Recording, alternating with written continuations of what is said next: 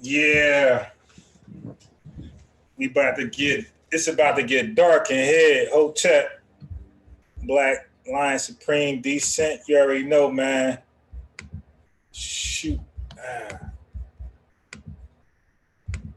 yeah, yeah, I already know how I do it. I don't hold back punches. Now, if you don't know, now you know.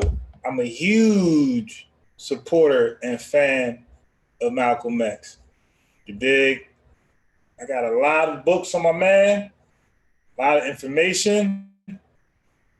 My conclusions, some is gonna you're gonna rock with, some you're gonna be like, I'm bugging, you dig? But there's a method to my madness. That's all I'm gonna say. And Malcolm X, that's my dude. He was wrong in some things, but he was absolutely right in more things. You dig? So we are about to get it in. I'm gonna send that link in here. If you got to join the panel, you know how I do. Everybody can join. We are just. I'm different. We are all going to take turns to speak. Nobody's going to, dominate the microphone. Not even myself. I split my time with everybody evenly. That's the link right there. Your Sheffrin is crazy. So let me share my screen so you know I'm a real person. Yeah, real person here. You dig? Straight business shirt. Oh yeah. Now this is a highlighter pen, laser pen, but these right here, these are not pens. These are, you dig? Because I got a million iPads. So this is for the iPads. If you don't know, now you know.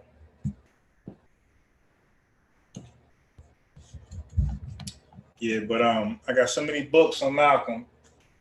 You dig? Matter of fact, check this out. Let me just start grabbing books. Let me just start just grabbing books. So you know I do this right here. I guarantee I got more books on Malcolm than the average person. Guarantee you. Not just that. You dig? I got books you don't got.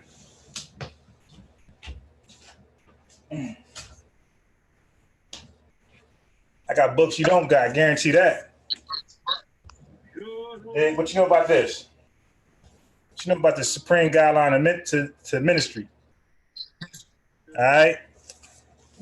So you want to talk about who's qualified? And I got something else for you. Matter of fact, I got something else for you.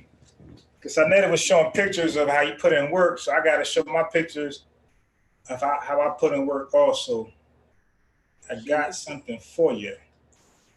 What's up, Corey? Peace, bro. Peace, unbiased. What's happening, man? Hey, man, you got that shirt on. You look like one of them NOI brothers, man. You dress like one of them NOI brothers. Right, I got something for you that might shock you. 1 second. There we go. Check this out. This is going to shock some of y'all. Remember, the whole thing was you got to be down at some point in the organization to have a valid opinion. That's what Sanet was pitching.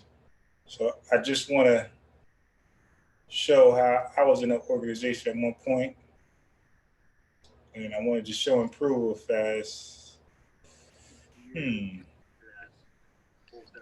while you getting that unbiased, I just want to say, like, even in the United States military, right? That's an organization, right? Yep. But they tell you if your commanding officer gives you an order that's against your moral values or illegal, don't do it, right? Yep. So by what I saw with Malcolm and how that worked, it seemed like what Elijah Muhammad did was something that was against his moral values. Yep. You know what I'm saying? Yeah. And so you don't fall in line, and you don't keep, you know what I mean? You don't fall in line after somebody done violated your moral values, especially somebody that's claiming to be your leader. Facts. Sure. All right, so that's the part SANETER missing over there. Yeah, well, that's why he could only use gang analogies. You dig? He couldn't use a real, he couldn't use a real organization analogy to that. You got to go to the mafia. You got to go to Bloods and Crips. You couldn't go to a real. I'm gonna hit y'all with something. Now everybody's against the government. Well, the government protects their whistleblowers. There are whistleblower laws, like Corey just said. They protect the whistleblowers. They allow for their own to blow the whistle on what they deem as foul. And they are protected. They can't be fired, none of that stuff. No prosecutions, persecution. They become protected under the Whistleblower Act. Check that out. You don't understand, like, this is how we came as far as we came. This is why we was able to have a Malcolm X, a Martin Luther Kings, and Marcus Garvey's, and all these people, because these people were speaking truth to power. You see what I'm saying? So, you got to be able to, there got to be some type of protocol where you can speak truth to power. You just don't fall in line. That's cultish. That's cultish behavior. And that's what we're trying to get ourselves out of. You know what I mean? So I just didn't understand where SANETER was coming from. He was wrong, but I love him. And, I was like, dude. He's biased because he's emotionally tied. You dig? Like he showed you pictures running with Dr. Khalid, and Dr. Khalid, he loved Farrakhan. Even though Farrakhan disrespected him on a regular basis, Dr. Khalid still loved Farrakhan. So of course he, kind of brainwashed SANETER on the same thing. Yeah. The fall in line, it's 2020 now, and we definitely shouldn't be following some one charismatic leader. We got to get out of that. You know what I'm saying? Yeah, I definitely want one of those supporters that believe that believe Malcolm was wrong. I want one of them to pull up. So we can have an interesting dialogue. Corey made a good point about you and him about military code. If it's like if they tell you to fire into a crowd, women and children, you can not make that you can choose to not make that bad decision according to your moral compass. Right. Like at the end of the day, you're a man. That's why Malcolm X, he was 40. So as a man, he could make decisions based off of, he had already developed a moral compass. You dig what I'm saying? Like, that's why at a certain age, you can't join the military. You feel me? Because they already know you're going to be too, you know what I mean?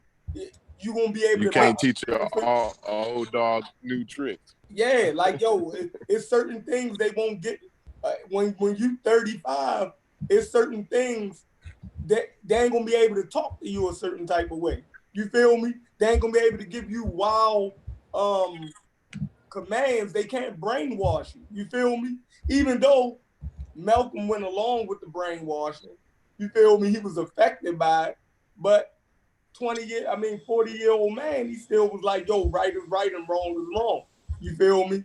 Like, and they keep trying to use the thing where he knew about it before. Like, once you know about something, it don't mean that you react right away off of it. You feel me? Yeah, exactly. You sit there for a minute and like he had to flip his whole life upside down. Right. That take time. Hey, you feel me? That's a great point, Sheffrin. That's almost like you with your wife and you found out she's been cheating for 3 years. You just can't say, okay, it's over. You got to think about the future. I still love her. Exactly. But look, Sheffrin, you got to think about the split. Like, what you going to do? You can't just, you got to plan that out perfectly and then, make a decision. And that's what he did. Because remember, he said, like basically, he was shooken at his core. You feel me? And then he said, he was like, I still, like, even when he split, he said, I still believe Mr. Muhammad's plan is the best for African Americans. You feel me? Yeah, right. He was saying, so when he was still there, he was basically going through that, like, yo, I don't want to just split because it ain't nothing better. You feel me? Like, if I tear this down, what else do we got? You feel me? Like, so he was stuck for a minute. But when he had to make that decision, like, he chose the right way. You feel me? So I can't hate on him for that. Nigga, take that time. Like, if I find out my man did some foul shit, right? It ain't gonna just be a straight cutting off. I'm gonna confront him first, right? If you find out one of your homeboys did something foul, first thing you gonna do, you gonna be like, damn, that's crazy. And then you gonna confront him, right?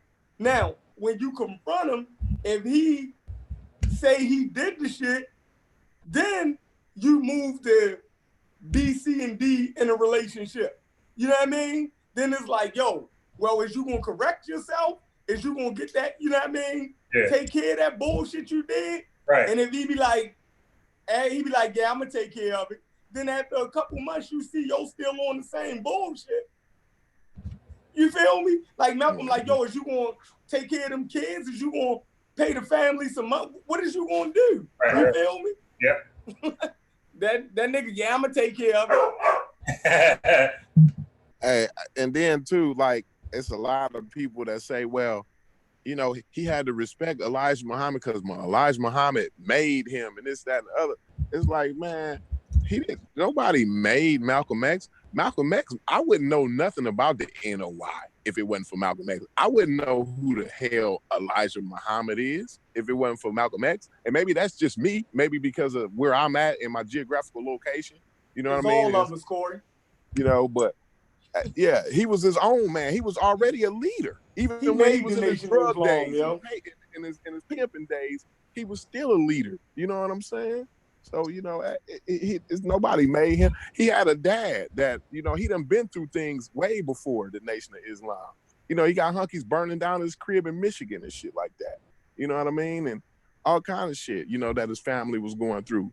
So this man was been, you know, aware. He been intelligent. He been a leader. So, you know, as far as Elijah Muhammad making him, yeah, that's a false statement. I think, well, first of all, let me share this right here. So it'll make more sense when I give my opinion. Let me share this right here. And I agree with you, Corey and Sheffrin. So you guys can see my screen right there?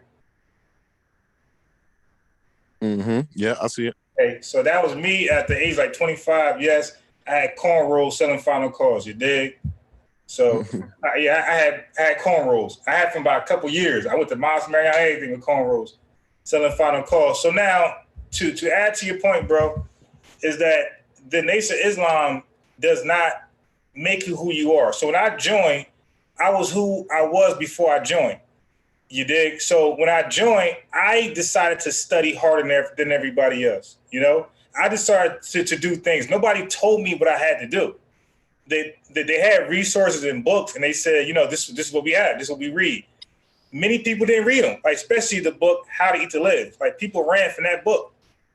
I read that book. So Malcolm put the work in. Malcolm did his independent studies, his research that's not being taught in the Nation of Islam, and he mixed it in there. So, for example, let's say if I was an electrician or an engineer, well, I was that before I joined. So when I joined, I'm gonna bring that asset with me, and I'm gonna try to show, or I'm gonna try to include that in somehow. So people already brought their skills in with them, or they already adopted skills, and they brought it back to the nation and did what they did. So case in point was when you had a cleaner shop, it wasn't the Nation Islam cleaner shop. It was your cleaner shop with your name on that damn thing, or your business name on it, and you made money from it independent of the nation. Now, from that money, you would donate to charity, but that was your business. That had nothing to do with the nation. So if you left the nation, that was still your business. Your business. Yeah, no doubt. Right. So I think we mixed that up when we say Elijah Muhammad had all these things. That needs to be put in context because it was all given to him as credit. But that was others people's businesses that they just said, you know, was the Nation of Islam affiliated because they was in the movement. But that wasn't necessarily Elijah Muhammad's name on all those things. Wow. See, I ain't know that. Yes, sir. That's crazy. And I looked at it before I even that was good information because I didn't know that either. But I looked at it even in a different way. Even if Elijah Muhammad did establish those businesses, cleaners and whatever else, that he wouldn't have been able to do it without the people. You know, he didn't put his own personal money up. You know, that would have came through donations and you know, through, you know, your ties or whatever. I don't know what they do in Nation of Islam, but I'm sure the plate go around. We gave to charity. Yeah. Now look, that's a great point. The Elijah Muhammad did teach something that was beneficial. He taught do for himself, but unfortunately, he never did for himself. He got donations. Like he never came with the nation with his own business. Like the people had the businesses. He got donations, and he started his stuff from donations, but he never came in with he never did for himself. That's what I'm trying to say. Like he took donations and charity and he took that and did it for himself, but he never produced something of his own intellect and it made money, and he did that independent of the people's donations. So I think that's important to know also.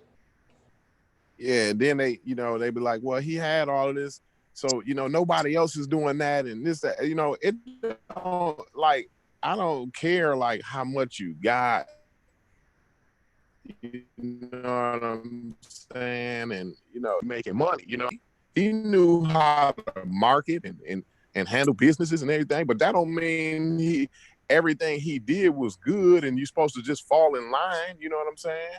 Should them kids had not testified in court because he had a land and all of that? Did they go out of line? You know what I'm saying? Like, they not thinking about what they saying. They just talking. You know what I'm saying? So I net be doing just a lot of talking lately, man. He used to be a little more sharp than what I don't know, man. He disappointed me lately here, man. So now he showed the picture when he had the white boy on his knees. I missed that side. You know what I'm saying? Yeah. So now look, going back to the mosques. Now, none of those mosques was established. The majority of them was not established by Elijah Muhammad. This is not a case where he give you a loan or he set up for you run it. That's not how that works. The people that's in that particular mosque, they pay the rent, and that's in somebody's name, usually the minister. Okay, that's not in the Nation of Islam's name at all. What they do is Elijah Muhammad gives them, I guess, a license to put the logo up above the business. But that's not his, it's yours. But you're able to use his logo. I guess he licensed that to you or give you permission.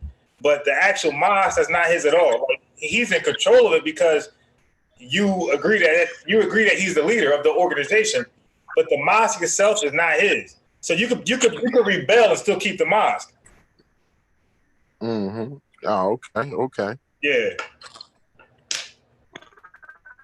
So yeah, see, that's a lot of information that people don't know. Like little, you know.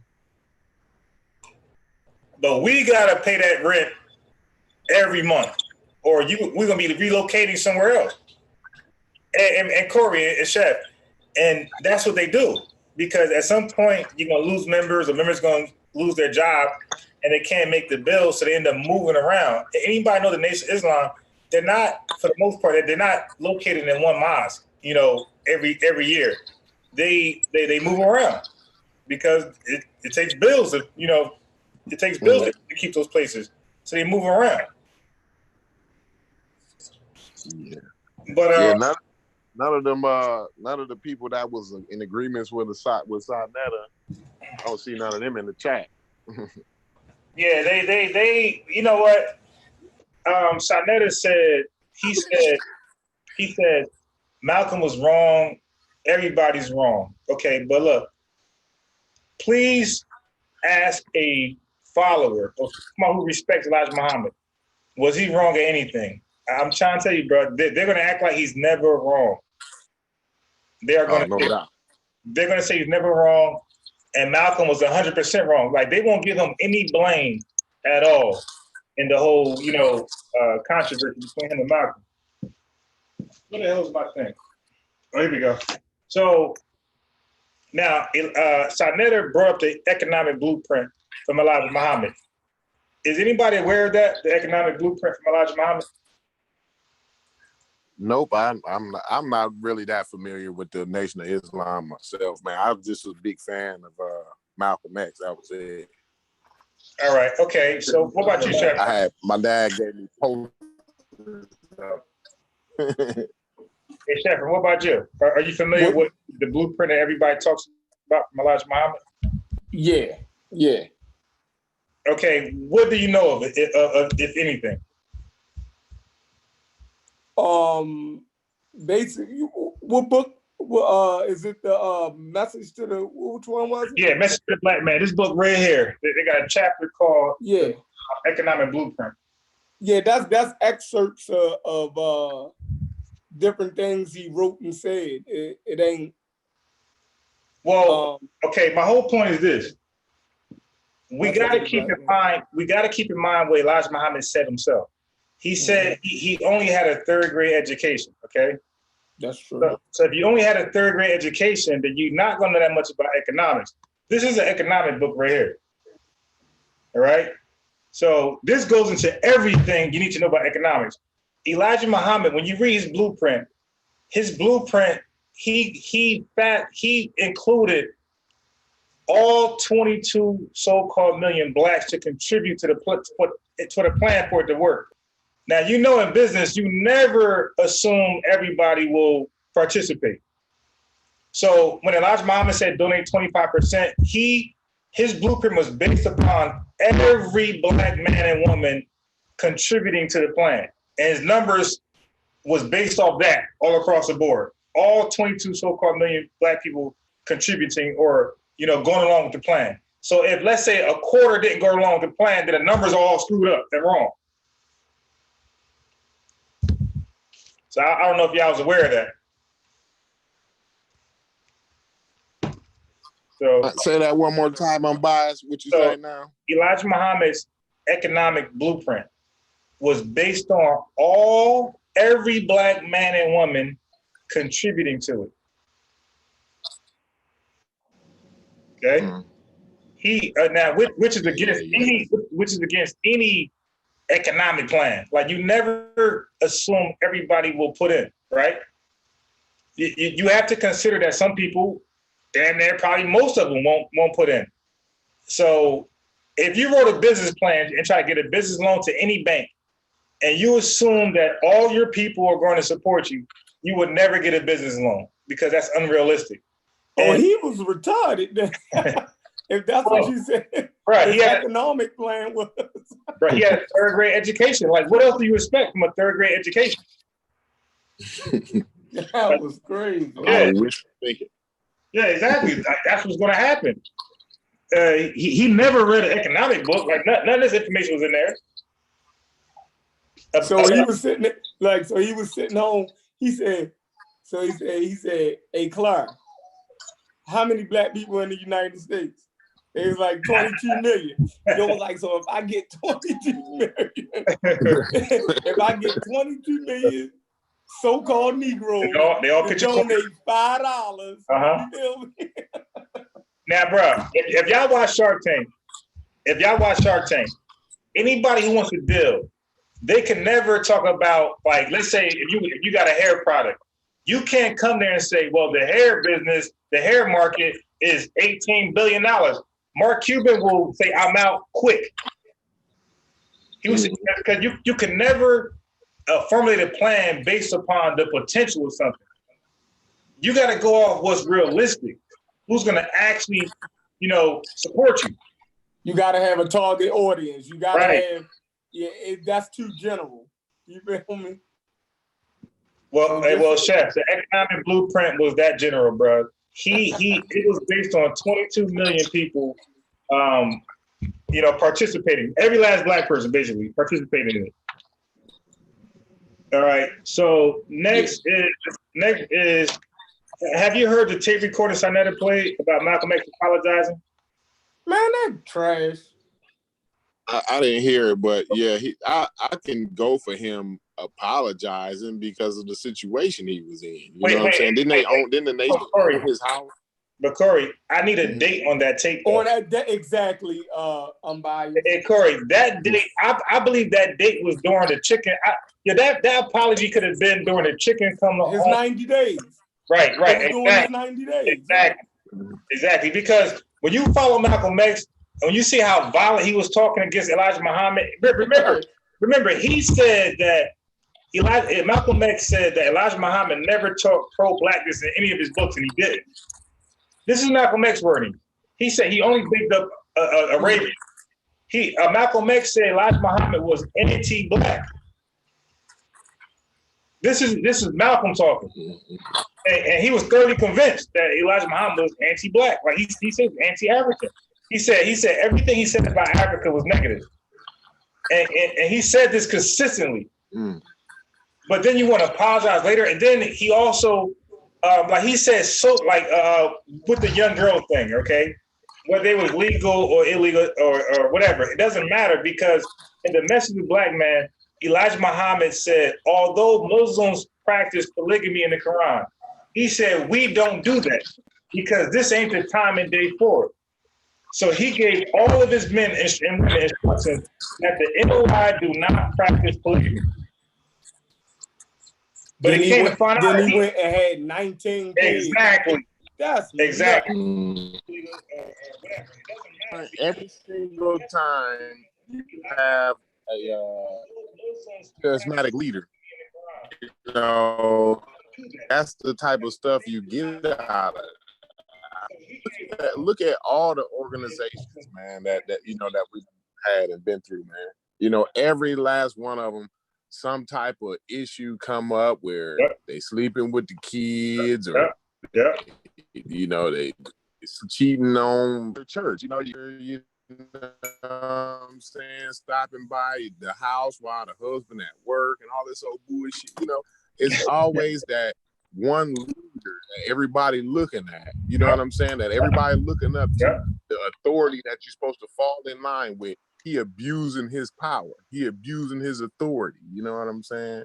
So, you know, we just got to get out of that leadership, you know, fall in line. It's orders and this, that, and the other. You know what I'm saying? We are individuals. If we are individuals and we all understand what page we need to be on, we all got like minds, then or you, Sheffrin, you know what I'm saying?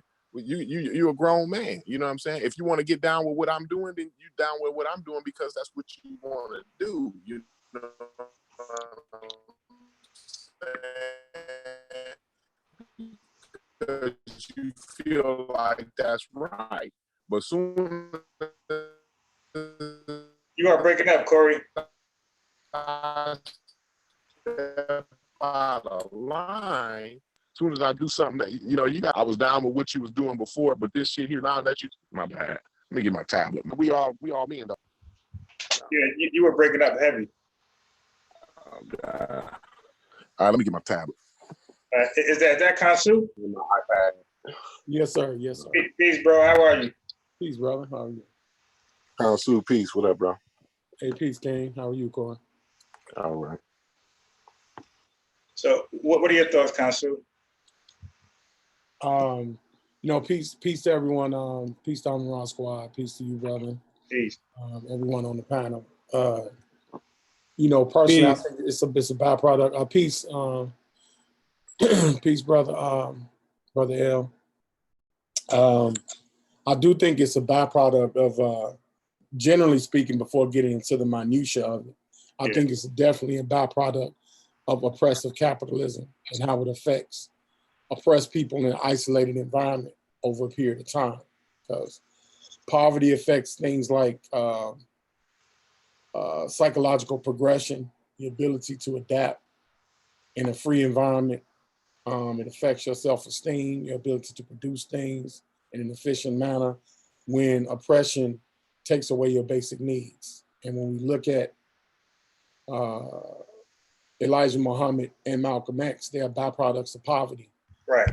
And civil oppression under the auspicity of inhumane treatment at that particular time. So economics and all of those things were not relative to how we or what we matriculate into today. It's a little different. So back then, you had a sharecropper from a sharecropper's family, Elijah Muhammad, who had absolutely nothing. Right. Under inhumane and civil oppression that came out of nowhere and created a multi-million-dollar business that today would be close to probably 50 million net worth. Yeah. Whereas, and Malcolm in the same polarity was a byproduct of poverty, came from a Baptist Christian progressive background. His father was a minister, a pastor, and he didn't have certain resources. And so Malcolm kind of catered and represented what is now the modern day revolutionary that deals with poverty through the streets, street affiliation. And the Nation of Islam was built off people of the street. It wasn't about the educated. That was a battle between the Martins and the Malcolms, the talented Black folk who were looked at as bourgeoisie, and then the local Black people. And it created a socialist movement within our construct. So it created a conflict that dealt with our sociability and our social exchange. Just as today, we got Facebook, we got this right here, YouTube, that profits off of social, exchange. And it was unfortunately made extremely public, which swayed a lot of things, especially people who were members of the Nation of Islam. Because the Nation of Islam, me growing up in Chicago, we knew it as a mob. We didn't know it as a freedom organization. It was a mob. And there were mobsters in the Nation of Islam. Yeah. It was a given that that's how the nation carried themselves. Just as the Vice Lord, GDs, BDs, Stones, all of that in Chicago, it was community paramilitary. It was there to monitor and try to keep structure within the Black community at that particular time. So my opinion on it is I think Malcolm was unfortunately in above his head. He had great intentions. Unfortunately, he did not understand the politics that came with that structure. Yeah. And Elijah Muhammad, I would have to say, just respectfully, I think Elijah Muhammad played a major role in Malcolm being assassinated. Yep. I think he was irresponsible. And again, he underestimated the system because you can't have what you consider an oppressive system in your backyard. It contradicts your message as somebody as pragmatic as Elijah. And, he probably did the best that he could, but it would be speculatory for me to believe that. I can only deduce based on my logic today and being exposed to his history. It seems that it was a bit intentional, and it wasn't what it was promoted to be. I think Elijah was more of a capitalist than he was a socialist. Yeah, definitely. And that's my talking point when I talk to the brothers, because like I said, I'm an ex-member, and most ex-members are like excommunicated from the Nation of Islam. But I never really left on bad terms. I just kind of faded out. So I kept my good relationships with the brothers. And when I talk to them, I say the same thing that you just said.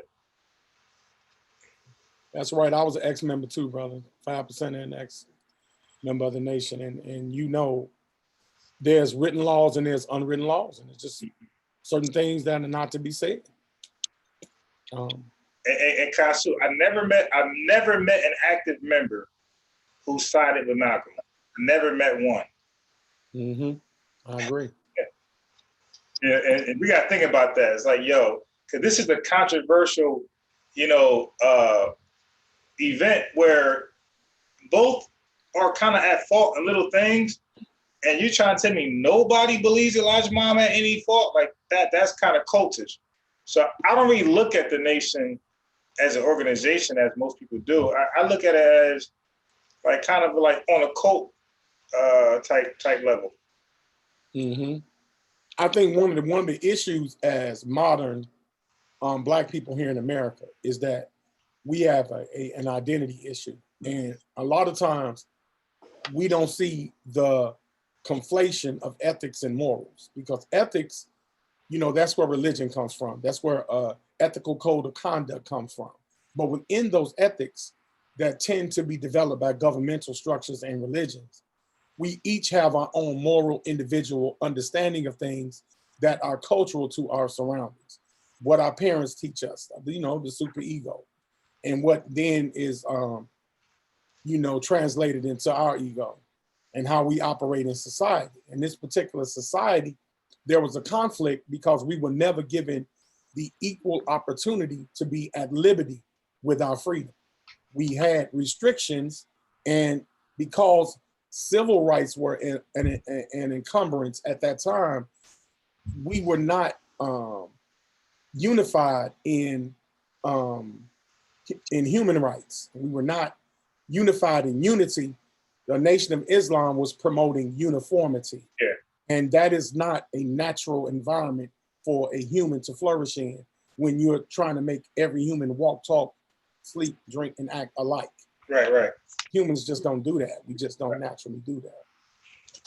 It's funny you say that because it says it right. It says it right in here. It's funny you said that. Oh yeah, that's Islam.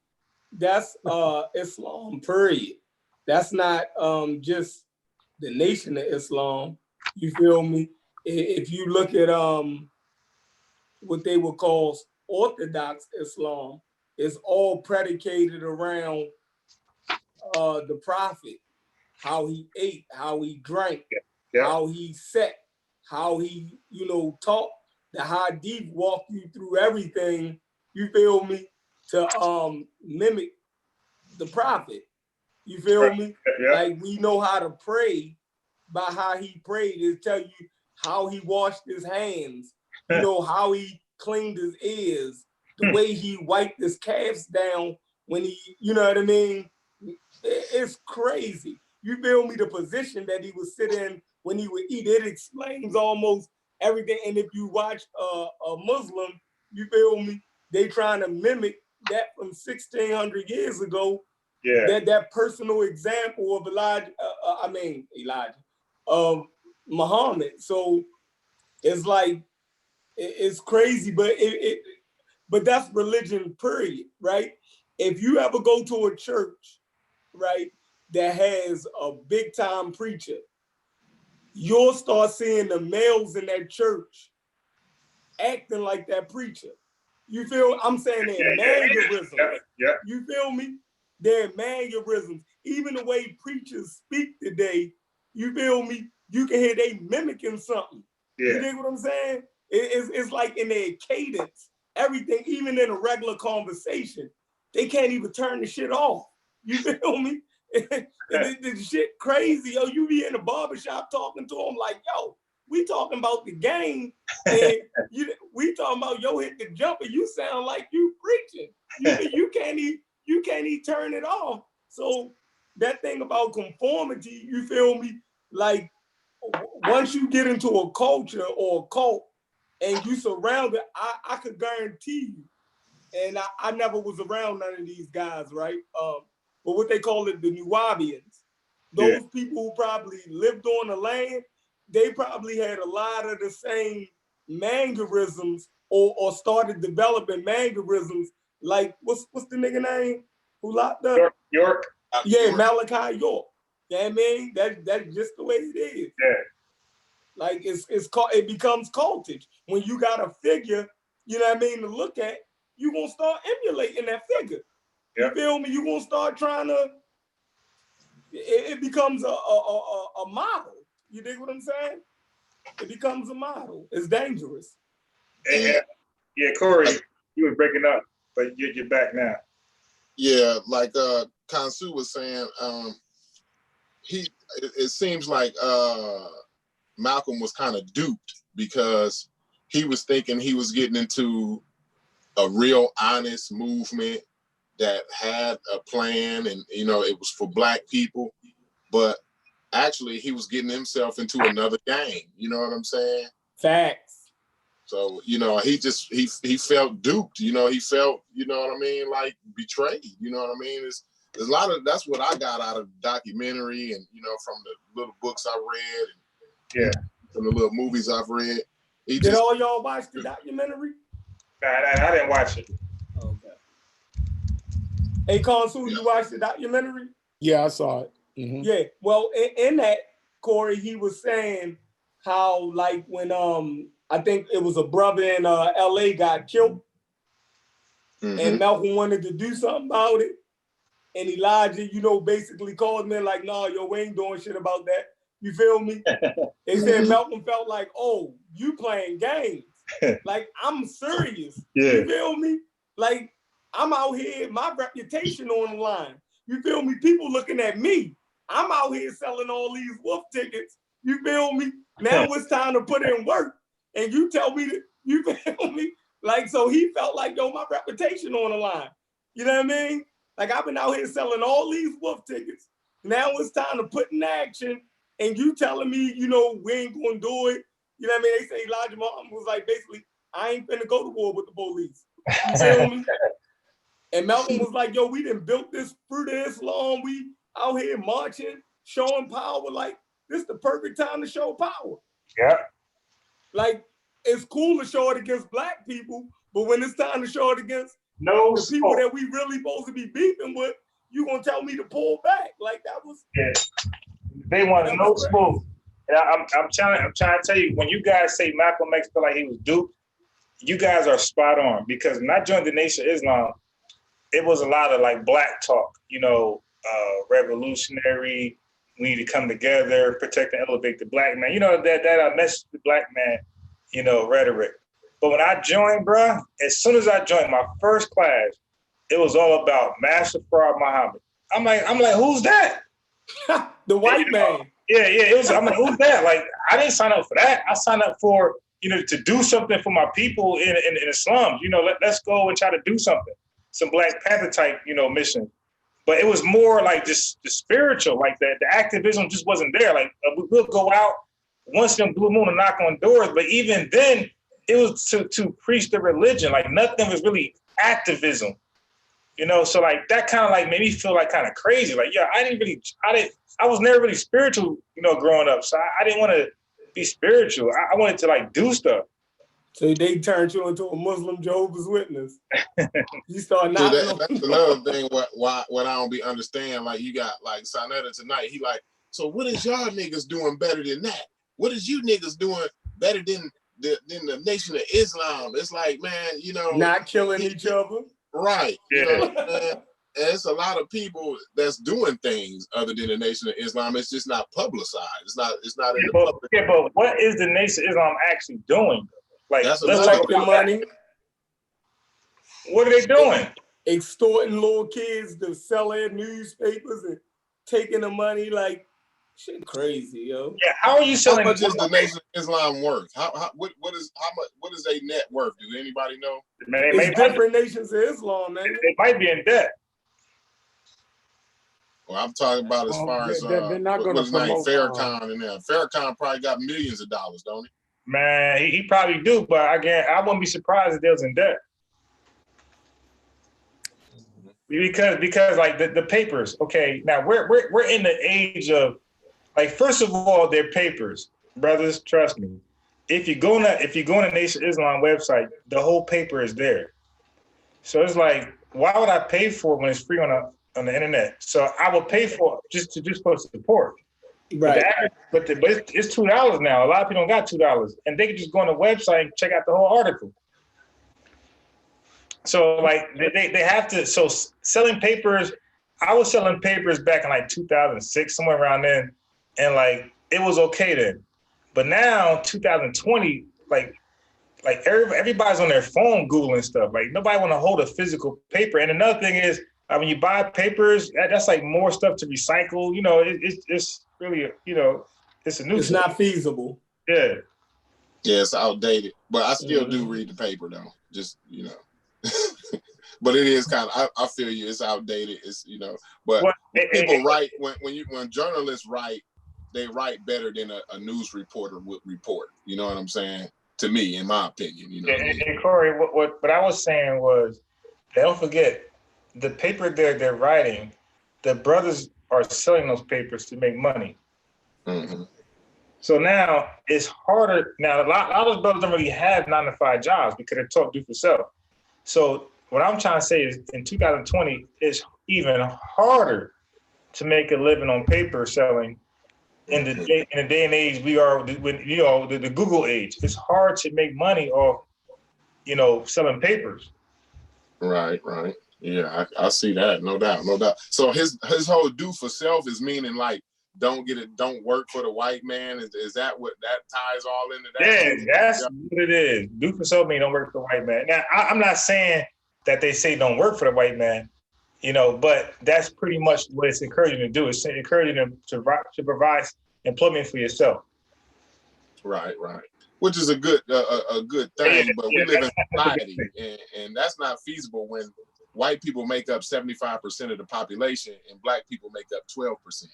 Right. So you got to be more realistic about things. Yeah, we want to be more self-sufficient. We want to be business owners, entrepreneurs, and all of that. We want to network with each other. We want to market each other's products and all of that. That's good, but we still have to have alliances outside of the black race. I need Chinese money, Arab money, white money. I'm glad you said that, because in this book right here, it talks about tariffs, it talks about quotas, it talks about embargoes. We are putting embargoes on ourselves when we talk about do for self, meaning don't work with white folks. Like, we just put an embargo on ourselves.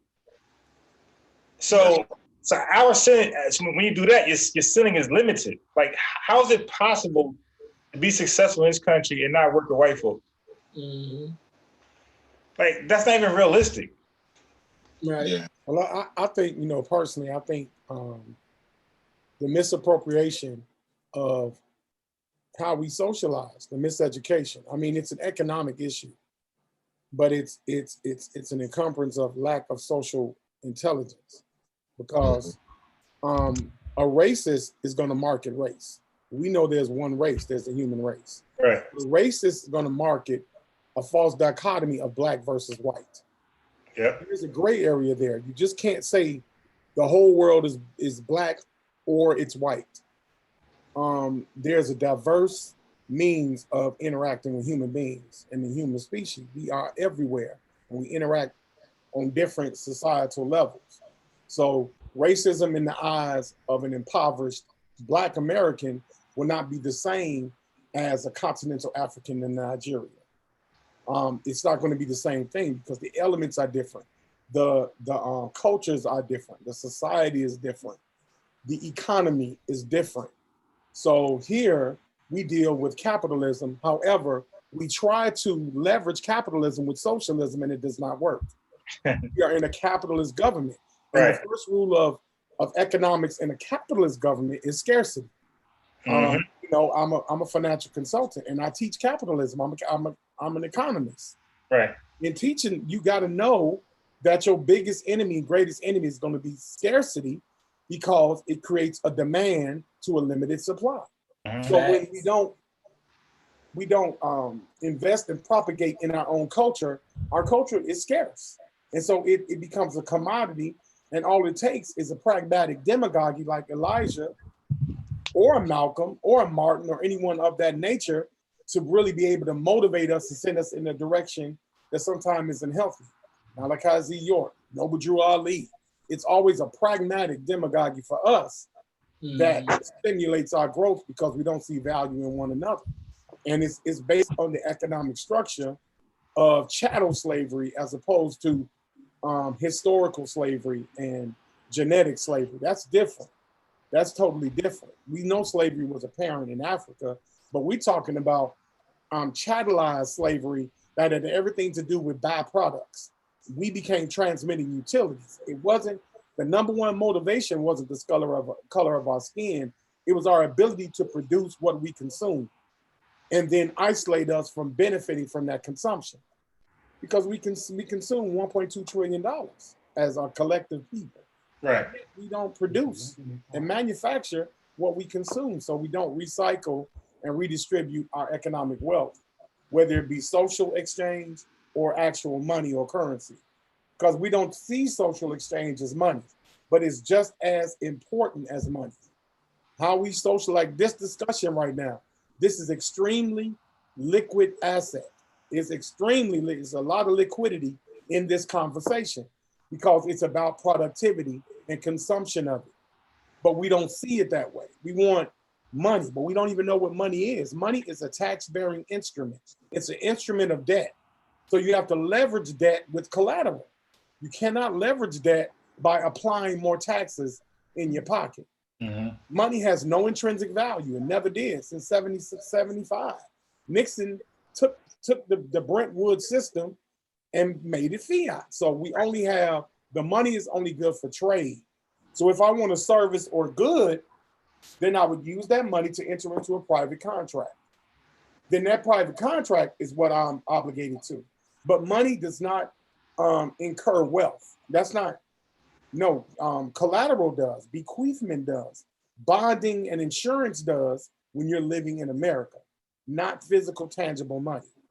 And that's where, we become misguided because obviously we look at, when we have the ability to look back and look in retrospect what happened to Malcolm, it was definitely a capitalist economic movement. He was causing a problem with the economic disbursement with the Nation of Islam. He was affecting their money and their promotion. He was hurting their brand. Absolutely. That was deep. Then too, on to kind of segue off of that, I think the way we consume information is irresponsible too. You know what I'm saying? So that all ties into the economics of it. You know what I'm saying? We're not even responsible the way that we consume information. You know what I'm saying? So that also ties down, and it has like a domino effect. You know what I mean? Mm-hmm.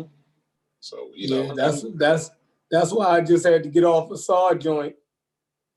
Right, I did too, man. I said this ain't healthy. I went to. I'm like, he killing himself over there. I'm like, he over there killing himself, and they cheering him on. Man, and they cheering him. I seen Dr. Maya in the chat. She kind of disappointed me today. You know what I'm saying? It's like, man, she was agreeing with all of that. It's like, Dr. Maya, come on. I said, he's over here hanging himself, and they cheering it on. Yeah.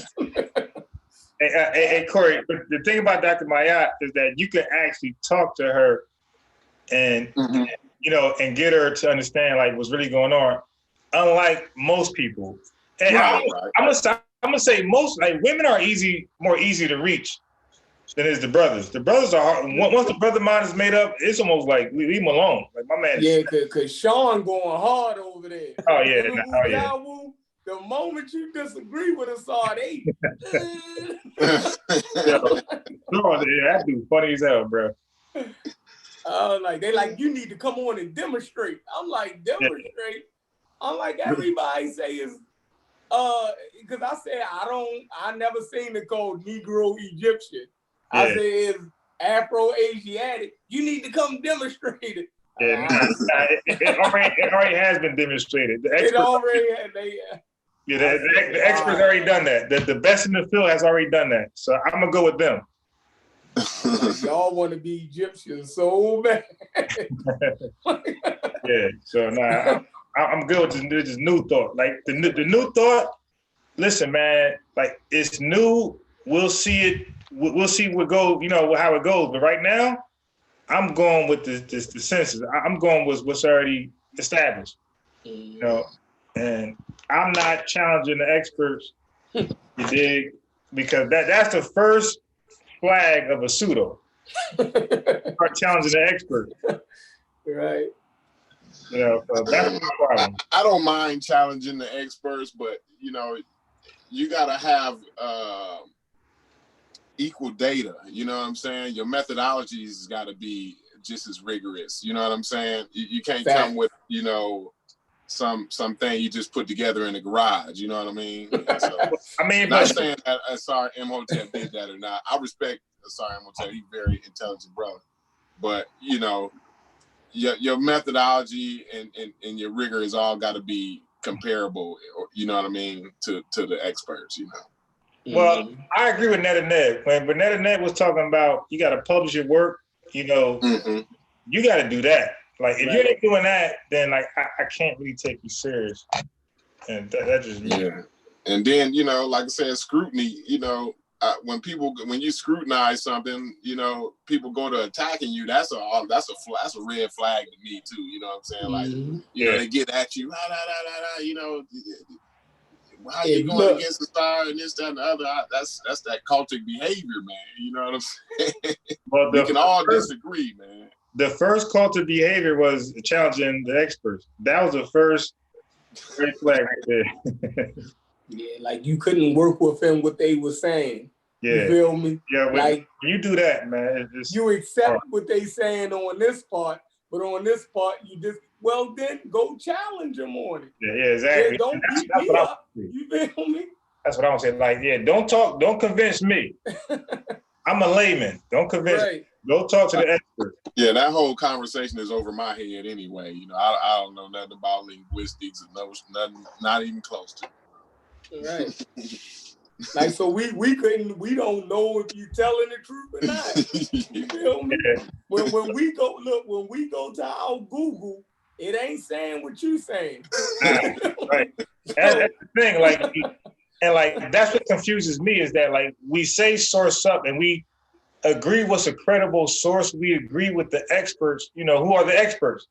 Then it changes when you disagree with the experts. Exactly. Like, see, but and then that gives Inky a lane. That gives you know, that gives the other guys a lane because now they say, look, they said it, so we can do it. It does like lend credence, you know what I'm saying, to other bullshit. You know what I'm saying? That's what the same thing with SANETER and the whole Malcolm X thing. Like that lends credence to other bullshit. Like, you know what I mean? Like, if you're gonna go with that, then you might well go with all the conspiracy theories and shit too. You know what I mean? Now look, I wanted to say the guns was empty. Go with that. Yeah. I wanted to call in SANETER so bad. I wanted to call SANETER so bad, but I seen the energy he was giving the callers. You dig? So I was like, nah, I'm good. Cause like every caller who sided with Malcolm, SANETER went hard at him. I'm like, bro, nobody's gonna call in then. You dig? If you going hard at people because they different than you, they ain't gonna call in. And that's why I ain't calling. Most people agree with Malcolm X. Right. Like, I mean, like, who don't agree with Malcolm X? It didn't seem like nobody in that chat was agreeing with Malcolm X, bro. All of them everybody in that chat was saying Malcolm X was wrong. SANETER channel, ignorant. Hey, Corey, I'm trying to tell you, yo, most people who were saying that, they were members or affiliates of the Nation of Islam. Yo, because the average layman, like, the news they got was that the Nation of Islam killed Malcolm, you dig? Because, you know, a lot of information comes from the movies, right? Right. So the movie said... Right. So the movie said the Nation killed Malcolm. So all the laymen believe the Nation was guilty, and they're riding with Malcolm. Only the members and the affiliates called in, and they was in the chat heavy, and they were the ones who were saying Malcolm was wrong, Elijah was right. That's correct. You're right about that. They never even brought up the fact that you know, Elijah Muhammad condemned them women. You know what I'm saying? In public. He did a public shaming of those women. You know what I'm saying? Like, how, like, is you supposed to fall in line with that? Like, what kind of human being, what kind of grown man falls in line with that and don't say nothing? Yeah. And you're an elder, man. You're an elder. The shit that Sign them talk about now, the elders. You mean? Elijah Muhammad was a super elder. That's what I was saying. I put in the chat too, like, well, how come they didn't fall in line with Dr. York? How come you ain't falling in line with Dr. York? You know what I mean? Like, you should be saying that the kids was wrong because they testified. You know what I'm saying? Hey, Corey, that's a great point because now it goes back to white supremacy. Because when white supremacy gets on code, we get mad that they're on code, right? Mm-hmm. Don't we get mad? We want them to tell the truth. We don't want them to follow orders. Tell the truth that this cop is guilty. So listen, so which one is it? Is it about the truth or is it about following the orders, man? Like, we gotta be consistent. Absolutely, that's a good point. I didn't even look at it that way, but that's a good point right there. And that's why I call it black allergy, bro. That allergy, man. Black can't do no wrong. Yeah, that's crazy. So, so now, when Malcolm said the chickens came on the roof, when he was silenced, right? I believe he was already done at that point. That's why he spoke out. So I don't believe he was obeying orders as a member at that point. I believe he felt like, I'm out of this, and that's why he spoke up. So I think SANETER narrative was like misrepresented, a misrepresentation of Malcolm. I don't believe Malcolm was even mentally in the nation at that point. Yeah, he was lashing out. Yeah. I think he was done, and the silence was indicative of the done. Elijah Muhammad knew he was done, so he silenced them. You know what I mean? And like, that was his way of saying, you know. So he was creating a narrative that Malcolm is rebellious. So it was like a chess game at that point. Yeah. And now some things I didn't like what Malcolm did. I didn't like Malcolm like going public in front of the media every chance he got. You know, I didn't like that. You know, that was distasteful of Malcolm. So just some things Malcolm did, I thought was immature. And so again, he didn't handle it in the best way either, in my opinion. Let me ask this question. Peace to the panel, man. This is What up, Q? What up? Peace. Yeah, I'm a little late to the party, and I'm not sure if you guys gave your take on the question that I'm about to ask, and if you did, I apologize to the listeners. But you know, SANETER did make a good point, and I'm in a bit, you know, in the middle on this one, because he said, you know, if you're in an organization and you're getting orders not to do X, Y, or Z, then you're not supposed to do it. So what do you guys say to that when Malcolm clearly got orders not to say anything? Now, how do you guys feel about that?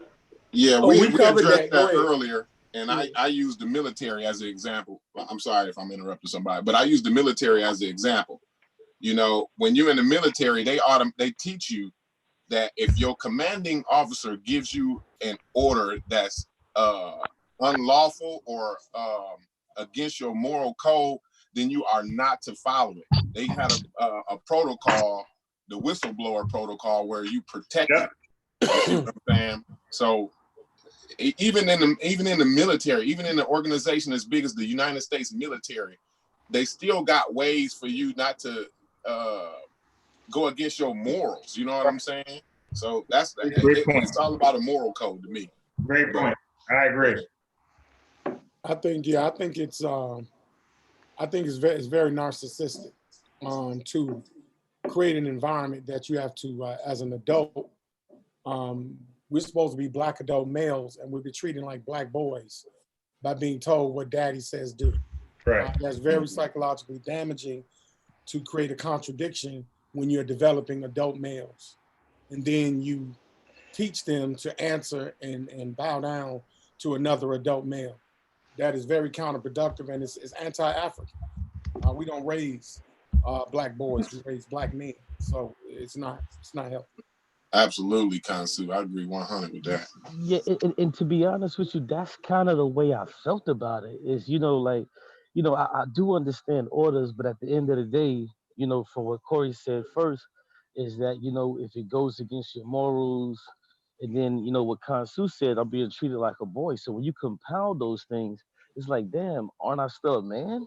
Like, I can't say anything. Like, facts. You know, maybe I'll say this. Maybe if he would have said it in a way to where he would say, okay, well, you know, this is not speaking for the Nation of Islam, but this is how I feel. You know what I'm saying? If he would have said it like that, but the way how he was, you know, used to speaking was just speaking freely. And I'm sure that he wasn't thinking of it as, okay, well, I'm representing the Nation of Islam. I think he just spoke, and I think they did probably come down a little bit too hard on him. You know what I'm saying, with the punishment and you know, like everybody know, there was already beef with the brother. You know what I'm saying, with other brothers in the nation that they had it out for him. So I think it was a lot more going on. Outside the cube, I agree 100%. I believe that Malcolm.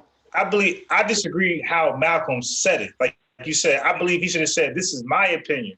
You know, so I believe Malcolm was right in his stance, but I believe he was wrong in how he communicated a lot of his points. But he kind of did, you know, say it was his thoughts, and it wasn't the Nation of Islam, because, you know, he likened it to an analogy that he was an old farm boy, and the analogy was, you know, like basically, I never been upset about chickens coming home to roost. You dig what I'm saying? Like he was talking about himself, but I can agree with what y'all saying too, because a couple weeks before that, he had got in trouble in the media, right, about the plane crash from Alabama, where 138 people had died, white people had died on the plane.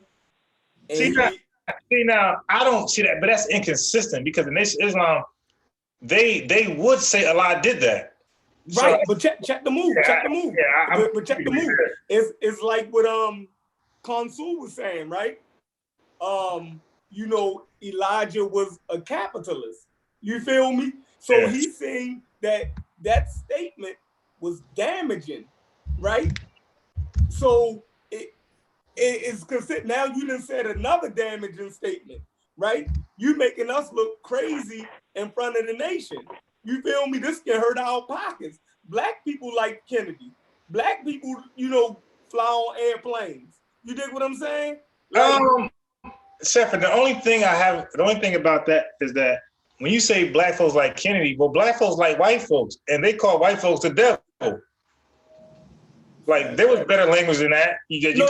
I'm saying Kennedy actually was looked at as somebody, he sent troops down they were a hope. He was a hope for black people. He was like the great white hope. Yeah, like, yeah, black people put some type of trust in him, yo. But Chef, and outside of Cuba, what I'm saying is, right, but I'm saying white people, period, black folks felt like we're special. Yeah, but what I'm saying is, black people was Elijah Muhammad target audience, right? I don't believe he was as effective as people think he was. No, I'm saying the target audience for his message was who? Black people. I believe it was the people who he said it was. Elijah Muhammad said, "Go to the rejected, you know, the illiterate." So when you say, I don't think black people was his target. I think the target was who he said the target was, which was the illiterate, the rejected, the forgotten, you know, the have-nots. I believe that was his target, which he said it was. Oh, okay. Yeah, but you know, like I said, look at what position they put him in. Look at the picture. Look at my picture. You see what I'm saying? I mean, I know that's not a real picture of Malcolm X, but it's the symbolism. This man don't know where they come. He don't know what direction they coming from. Right. You know what I'm saying? So I think a lot of his speaking out too was to alert the public, like, look, I'm going through something. You know what I'm saying? Like he was looking for help too. You know what I mean? So yeah, I could see myself doing that too. Like when I got a family, like if I'm by myself, it's one thing, but he got these girls, his wife, you know what I'm saying? And he trying to protect them, and he don't know which way it's coming. You know, he got the CIA, the FBI, he got the Nation of Islam brothers, he got other motherfuckers out, you know, he don't know what direction they coming from, you know what I'm saying? So you got to speak out and you got to say something, you know what I mean? And so somebody just joined us, 1540. Did you want to say something? Yeah. Can you hear me? Yeah. What's going on, fellas? Yeah. I just wanted to hit on that minority thing. You know, I mean, that's been programmed into us too. You got to look at it that way, because the minority is just basically saying you're a minor. I don't know, you know what I mean? And I think Malcolm might even touched on this, you know, and that's how we present ourselves, and we allow ourselves to be presented as that. Also, you know, that's how the white woman and immigrants and people come in and still the fight that we have fought for over here in America, that our forefathers fought for from us, and we get pushed to the back of the line, you know. And I mean, we're not really digging deep enough, because these people's agenda changes all the time. That's why staying conscious is a 24-hour, 7-day-a-week job, you know, because they can change the narrative at any given time. I mean, for example, at one time they were saying that, you know, the global warming wasn't real, right? And now, because it fits their agenda for population control, they're using it, you know. And what they like to do a lot of times is they'll create the war, and then they'll fund both sides, just like Bill Gates with this coronavirus. He owns the patent for it, so he's probably wanted to put it out. And then on the other side, he's want to create the vaccines to help cure it. So you create the problem, and then you offer a solution. That's sickening. You see what I'm saying? But that's how these people roll, and it's all about money. Whoever controls the money controls the world. These presidents and kings and queens ain't nothing but CEOs. No, the people in charge are the controls Rockefellers and the Rothschilds and people of that nature. Whoever controls the information controls the world. You know what I mean? That's right. It don't matter how much money I got. And it's suppressed the information. They got that from way back in Africa. You know, when they had their secret societies, that's where they get it from. It's suppression of information. If you give me a language but don't give me the information to study, how will I ever learn it? Yeah. You see what I'm saying? Anybody can learn anything if given the time and presented with the proper, you know, papers or a book or whatever it is that they need to learn that subject. So brother, what's your name again? Glenn Washington. Okay, so now, so a lot of things you said has some truth to it, and this is why I say this. We don't have time. Well, Elijah Muhammad said the same thing. Elijah Muhammad, so like a lot of things he said was on point. Like he said, Elijah Muhammad said we don't have time for sport and play. You dig? Right. It's nation time. So in 2020, we don't have time for sport and play. It's nation time. But we still find time for sport and play. You know, and that's the problem. Because if everything what you're saying is correct, if everything you said was correct, how do we find a minute to play around? Like, we should be trying to pull our finances, or let me say this, before we do that, we should correct ourselves first. We should make sure we are good, because you can't help anybody. You are messed up. Right. If you are damaged good, throw you away. You know, a damage, you know, collateral damage. But we should be trying to perfect ourselves so we can help somebody out. We got to put ourselves in a position where we're useful to other people that are useful. That's so, right. so that's the first step. But we can't do that if we're playing. You know, so again, like Kansu will tell you, there's something called opportunity cost. So what you do with your time, that matters. That's right. And we don't take our time serious. Yeah, we got the conscious community out here debating, you know, ancient history all the time, and we have people like Moses West, who created a water machine that pulls the H2O out of the air and makes water. It would help in the Caribbean. It would help in Africa. I mean, if my crypto goes through, I'm going to buy one. Shit. I'm sorry. I didn't mean to cuss. But, you know, I mean, right now they have more than – let me give you an example of what I'm talking about. You know, everybody's sitting back and we're arguing about, you know, Kim and all this other stuff. But we have 11,000 scientists who signed a petition calling for population control. You know, and do y'all know about that? Do y'all know about that? Can you get that for us, homie? That's all you got to do is type it into YouTube. You'll find it. I mean, you know, I'm not the one who, you know, the sources stuff. I mean, anybody can do their own research, but just write down Moses West. Write down the 11,000 scientists who are using global warming as their agenda for population control. 11,000 scientists signed a petition calling for population control as a means of combating climate change. That is the name. That is the title of the video that I watched. You see what I'm saying? And just like I said, Bill Gates. Let me ask you this question, brother. Let me ask you this question for a minute. Now, you're saying that there's this hidden hand that's, population control and all this other kind of stuff. What is your problem with population control? What is it? What is my problem with population control? Is that what you said? Mm-hmm. Well, I as far as population control, it means you're going to have to delete a few people, and we're usually the first ones to get deleted. So, history provides that we're usually the first ones to get pushed to the side, or so whatever the worst happens, it happens to us. So it sounds like your problem is you don't want to be the first one to get deleted, is what you're saying. No, I don't care about that. That's not my thing. I'm just trying to enlighten my people on what's really going on at this time, not what was happening during the Kemet times. I'm talking about what's happening right now. Like CERN trying to open up portals with their hydrogen collider over there in Switzerland. Are you talking about the black hole, the small black hole? All these subjects that are getting passed over for ancient history.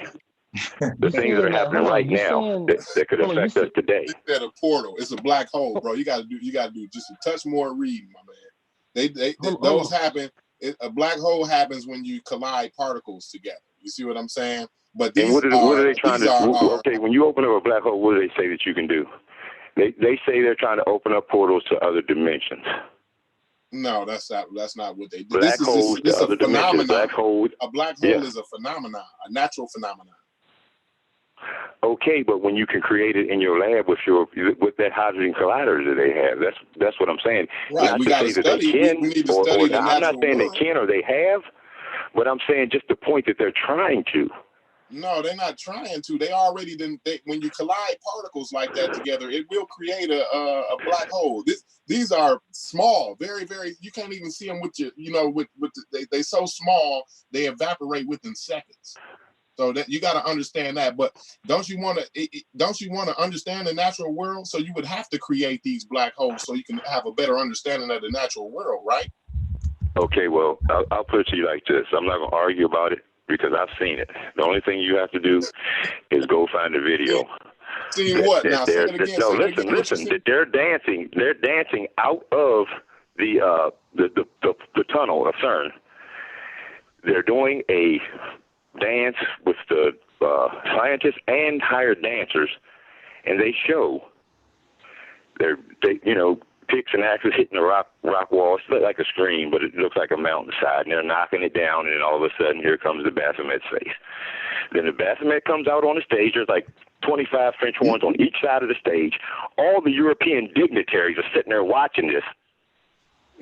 And you then come back and tell me what their agenda is. You think that's what I'm saying? We take science and all these science, economics, and all that, and they act like they're playing fair. They don't never play fair with us.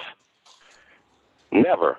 Ain't none of these things for us. Life ain't fair. In the 1900s and 20th century, science has one of been the most racist times in our history, and we're still bringing these people up as scholars and talking about them like they was for us and shit. I mean, can I ask you a question? Hey, Imhotep Rock. Can I ask a question? That's some funny shit you talking. Like, I like to ask a question respectfully. I see. But I want to ask you a question. I'm being serious, man. We need to start looking at the weapons they're using against us today, because it's like history repeating itself. And they've been doing this before. It's not like this is the first time. It's just history repeating. All right, so brother, let me ask you a question. Your name is Ben, right? Lynn, Lynn, Lynn. Lynn. So now, if white folks are hitting us and black folks are hitting us, who do we address first?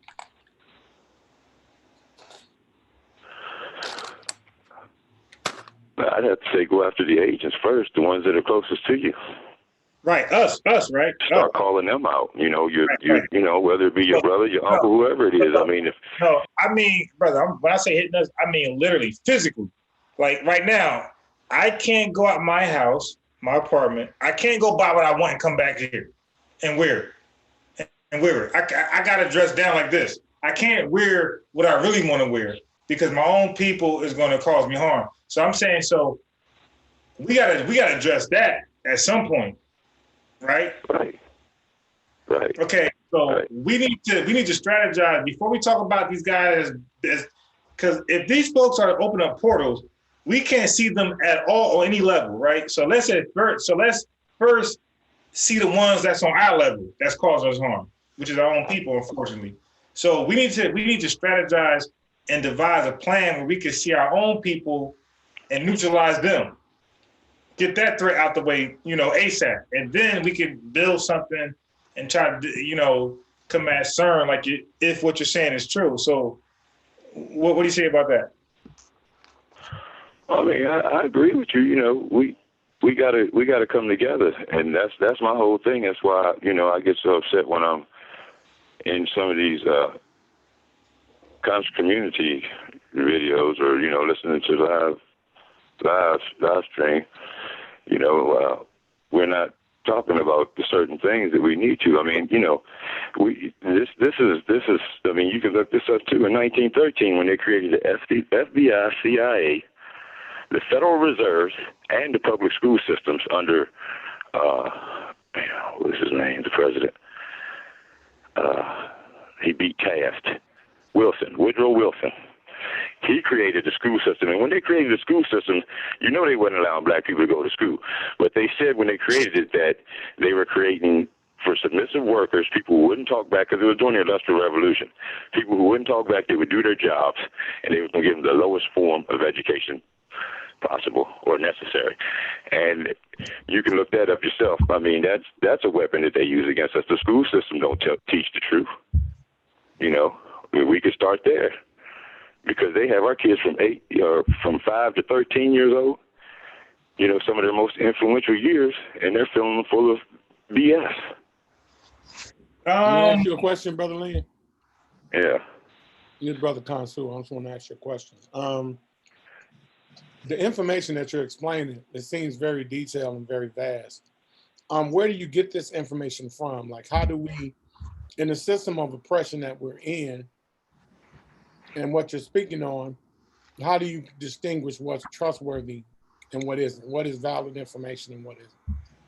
Well, I've been doing research for the last 10 years on my own, and I've just come to the conclusions, and you could say, in my opinion, if you want, in Lynn's opinion. That's how I look at it. That's my opinion. That's what I came up with, and it's like, I'm not trying to go against nobody, and I'm not for or against anything. I mean, like Malcolm said, leave your beliefs and all that at the door when you come into the meeting. I mean, that's where we need to be at. Forget about arguing about whether you're Christian or Democrat or Republican or black or white. Come into the meeting and bring what you have to bring. Everybody has something to add, even if it's just a little minor thing, but everybody has something to add. We need to come together under those conditions because we're not going to get everybody to come under one banner like religion or, Democrat, Republican, or any of that. We need to leave all that stuff at the door when we come through to have these meetings, to start. What I plan on doing soon is starting the garden, getting me a farm, and then off of that, building a farm market and making that local food, for the community, for my community. And I think that would help out a lot, just doing small things like that. Then maybe you can get a grocery store off of it, but it's building that way. And those are things that I'm looking at, and then you take advantage, take control of your area and actually put the people in that you want in there and hold them accountable for what they do in your area. And that will make big change instead of trying to go nationally, because nationally ain't been helping us. Democrat and Republican ain't been helping us. But right in our hometowns, we can make a serious change. Well, I mean, what I'm saying is that, again, we are American Africans. We're not continental Africans. We're American Africans. So we're in an American social system. So with that being said, seems like you got great aspirations. If the overlay of education, we seem to have a disdain for education. You know, my elder taught me, don't let school get in the way of your education. And when we understand the schooling system, it's in order to be progressively and inheritably effective in this system. It does not take away your social identity when it's taught properly at home.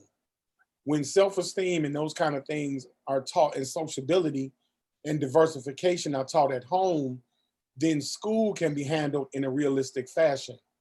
And what happens, I think the message gets lost, and we have an issue with going to school to be educated. Schools are institutions of learning. They're not institutions of applying things to life.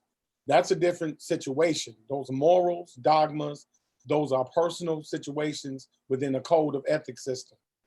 So like you wanted to get some farmland, it would be in a great interest that you go and learn agriculture, learn business structure, learn how to develop certain business entities like LLCs and LLPs and FLPs, and learn the tax system in the United States, because education is vital for Black people in America. In the system that we are in, we need to be knowledgeable and have intelligence. We cannot berate that because it seems to be attached to oppression. Because I hear some people say, not you, but just you're sparking the conversation on education, you acting like a white man. Or if you talk articulate, you acting like a white man. Or if you value intelligence, you acting like a white man. Or it's white man. See, that's not my problem. Yeah, I know it's not your point. Some people might have to deal with that, but I don't care what people think about me. You know what I'm saying? And you know that you can say what you want. You know, anybody can say what they want or make fun or do whatever, but I'm just saying, if you do your own research, then you'll come back and you'll be like, well, that brother was telling me the truth, I mean, because I'm not one that's going to sit up here and try to, give y'all anything, my family, anything that's going to hurt them or feed y'all some BS, man. I ain't got time for that. Like I said, it's coming to the end, and we need to pull together, because I think this is one of the worst times as far as this racism goes that we've had, for a long time. I know when I was coming up, so you said this it wasn't worse this bad. than, so you said this is worse than people actually being hung and killed? No. I said recent. I meant to say, did I say recent? That's what I meant to say was recent times. Yeah, but so it's getting worse. It seems like it's getting worse. It's on the downward fall instead of going up. On that incline, it's going down. Hey, fat boy. Man, I would disagree with that one. Yeah, but this pulls me back to where we was at. We got to be responsible in the way that we consume information, man. Mm-hmm. It's too many of us that's irresponsible in the way that we consume information, and we come places and we perpetuate an idea that was based to mislead us. You know what I'm saying? Mm-hmm. So I might be, I'm not saying the brother is doing this, and I could get some information, and it could be some bad information. But I think it's really good information. I think it's important for the community to hear it. Then I come on here and then I say it. You know what I'm saying? Without bringing no documentation. Like when you bring in a new idea or new information, you got to have something to back that up, because now we just hear we got to believe you. And I'm not saying I don't believe you and I don't want to believe you or nothing, brother. But you putting us in the chat, in the panel, in a place where we just have to believe you. Then you tell us, well, just go Google it. You know what I'm saying? Well, I can put anything in Google and it's going to give me whatever I want to hear. You know what I'm saying? I can type anything in Google and Google will tell me whatever I want. I could get some things together for you. That ain't hard. But that ain't hard at all. My point is, I'm not really saying, you got to go, give me PDFs and all that right now. What I'm saying is we have to be more considerate, and we have to be more responsible the way that we consume and information and the way that we give it out. You know what I'm saying? That's all I'm saying. Hey, Len, I agree with Corey. See, the thing is, we have all done our own research, right? Everybody on this panel in the chat at some point did their own research. Now, it doesn't end there. We have to, at some point, compare notes without being emotional. And we got to just shred off what's, pseudo, and we keep what is factual. See, the thing is, we don't do that. We do our own research and we keep that as like the gospel. And because, right, we have to like share notes and then, like I said, shed off what is what is just incorrect, and we keep what is valuable. We don't do that. We hold on to our own research like it's infallible, and that's like unrealistic. Okay. Well, I mean, I have one source for y'all where I said the 11,000 scientists. I'm just Bloomberg.com. he just spent like $30 million on memes. Bloomberg.com. Look it up. Let me ask this question. You said there was like 11,000 scientists that did what? It's okay. The headline was more than 11,000 scientists signed a petition calling for population control as a means of combating climate change.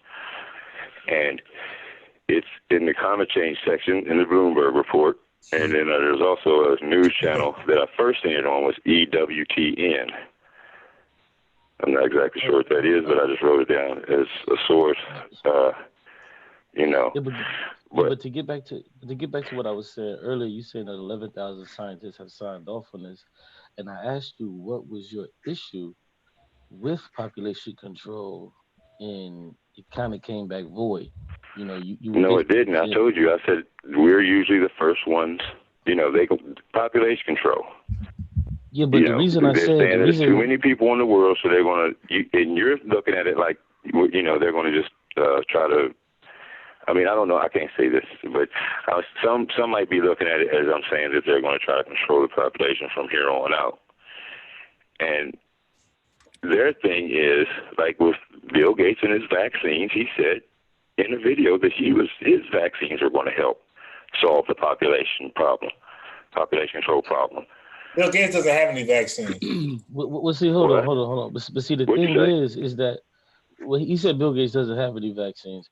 But my point is, what? When I no. Well, hold on. Maybe I'm wrong. Maybe I said it wrong, but I know that he promotes the vaccine agenda by giving billions. He gave $1 billion one time, he gave $10 billion the next, trying to control the narrative. Yeah, but hold on. But this is the point I'm trying to make. Though you got to hear me out. The point I'm trying to make is this: you said that black people are the first ones to get deleted and things of that nature.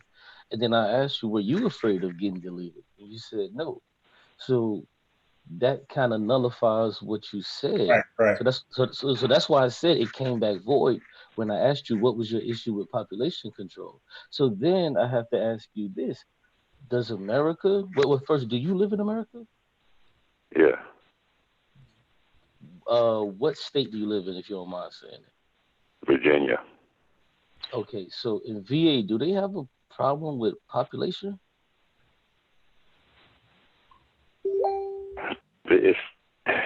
They're not doing it like state to state. They're doing it worldwide, man. No. Can I Yeah, and that's that. May I interject? I mean, you could look at it like this coronavirus is one of the weapons that they're using to. But do you see when I ask you a specific question, you go off into other things? But I'll let the other brother interject. Go ahead.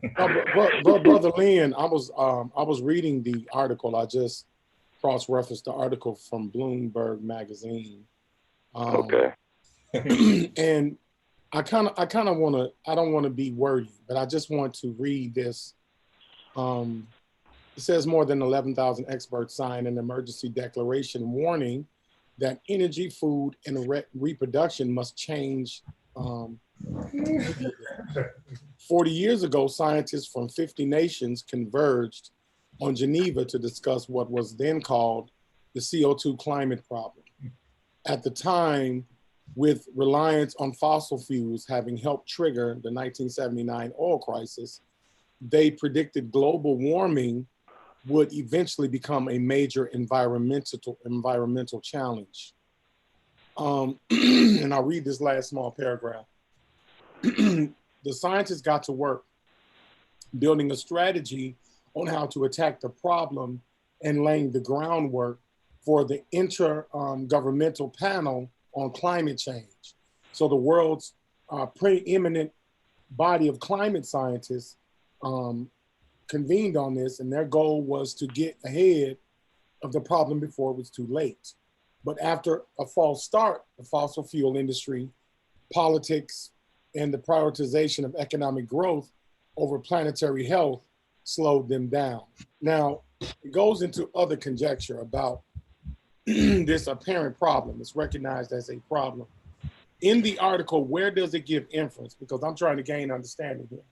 Where does it gain inference that they have a goal of eliminating human beings that are creating the problem? Because I see they're recognizing a climate issue due to the amount of consumption by us, but where do they say that the solution should entail eliminating humans? Well, just for me, my thoughts, in my opinion, like I said, was that anytime they start talking like this, that you better be careful, you know, because they could be coming after you. They can say what they want. They control the narrative. Mm-hmm. I can write anything down on a piece of paper and give it to you. If you read it out loud, they can say what they want. Right. But, you know, just like I said, we have these, and I heard one of the brothers say it, narcissistic, hypocritical,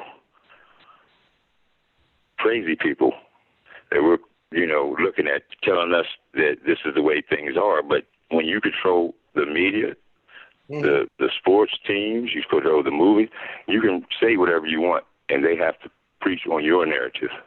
So what mechanism that induces your deductment in your reasoning process? What mechanism outside of the oppressive paradigm that provided that article for you? Because the internet and Bloomberg and the entities that supported your claim are the very people you say are destroying us. So what entity outside of that became your source of information to validate your method of reasoning? You have a right to have your own method of reasoning. I'm just looking for the mechanism that validates your claim without using the very problem to validate it. That would become an argument from ignorance, because the people that you're claiming are attacking us own the internet and the publication and the ability for you to receive it based on what you're saying. Right. So what mechanism of source is inducing you to make that deduction that even though they didn't say it directly, the inference was the elimination of human beings? How did you come to that conclusion, and what is your methodology in getting that conclusion? Well, I kind of lump it in with, eugenics and evolution. Population control has been talked about since the 1800s. It's not nothing new. So I just added in with that group. Did you know in the 1800s there wasn't evolution. even 1 billion people on the earth? Well, you can look it up, man. That's all I can tell you. Just write in, when was population control first? There wasn't even 1 billion people on the earth. So what are they trying to control? Right. Well, just look it up, man. That's all. You know what I'm saying? This is the problem that I have with most when I'm trying to tell you. Y'all sitting here laughing and joking, act like it's a joke, but you don't even know yourself. No, we're not. No, hold on. You know, hold it's just okay. All right. Hold on one second, brother. Can I just go one second? Let me. But it's not a joke. I'm not disrespecting you at all. I just want to understand. I'm not disrespecting. Okay. I don't know why it's not to be offensive. I'm not. Well, I mean, this is from a book. This is from a book. This is from a book on how they. At all. I mean, no. I'm just saying, like, I mean, nobody's asking about the thousands of scientists that it takes to make, these opioids and this synthetic heroin's out here killing people, and Bill Gates is behind that. But in the Gospel of Wealth, Andrew Carnegie says that the rich are obligated to help the poor. The rich should use their superior wisdom, doing for them better than they would or could do for themselves. So in other words, it's sort of like the socialism which the Democrats push, that minority thing. Back to that again. The minority needs a guardian. Minors aren't allowed to buy this and do that and do these other things. They need a guardian, and your guardian is your government. All right, so Lynn, I gotta ask you this question. I was trying to avoid this, but it's inevitable because you brought up vaccines, right? Yeah. What's your issue with vaccines? Well, one is Bill Gates is behind it. No, okay, that's one of the biggest reasons. Because vaccines was around long before Bill Gates, right? 1791. Bill Gates. Sure. I'm talking about today, man. I ain't talking about the past. Okay, I'm talking about today. So Lynn, let me ask you this in all fairness. Vaccines, from my knowledge, is the best alternative or solution against dangerous microbes. If not vaccines, then what?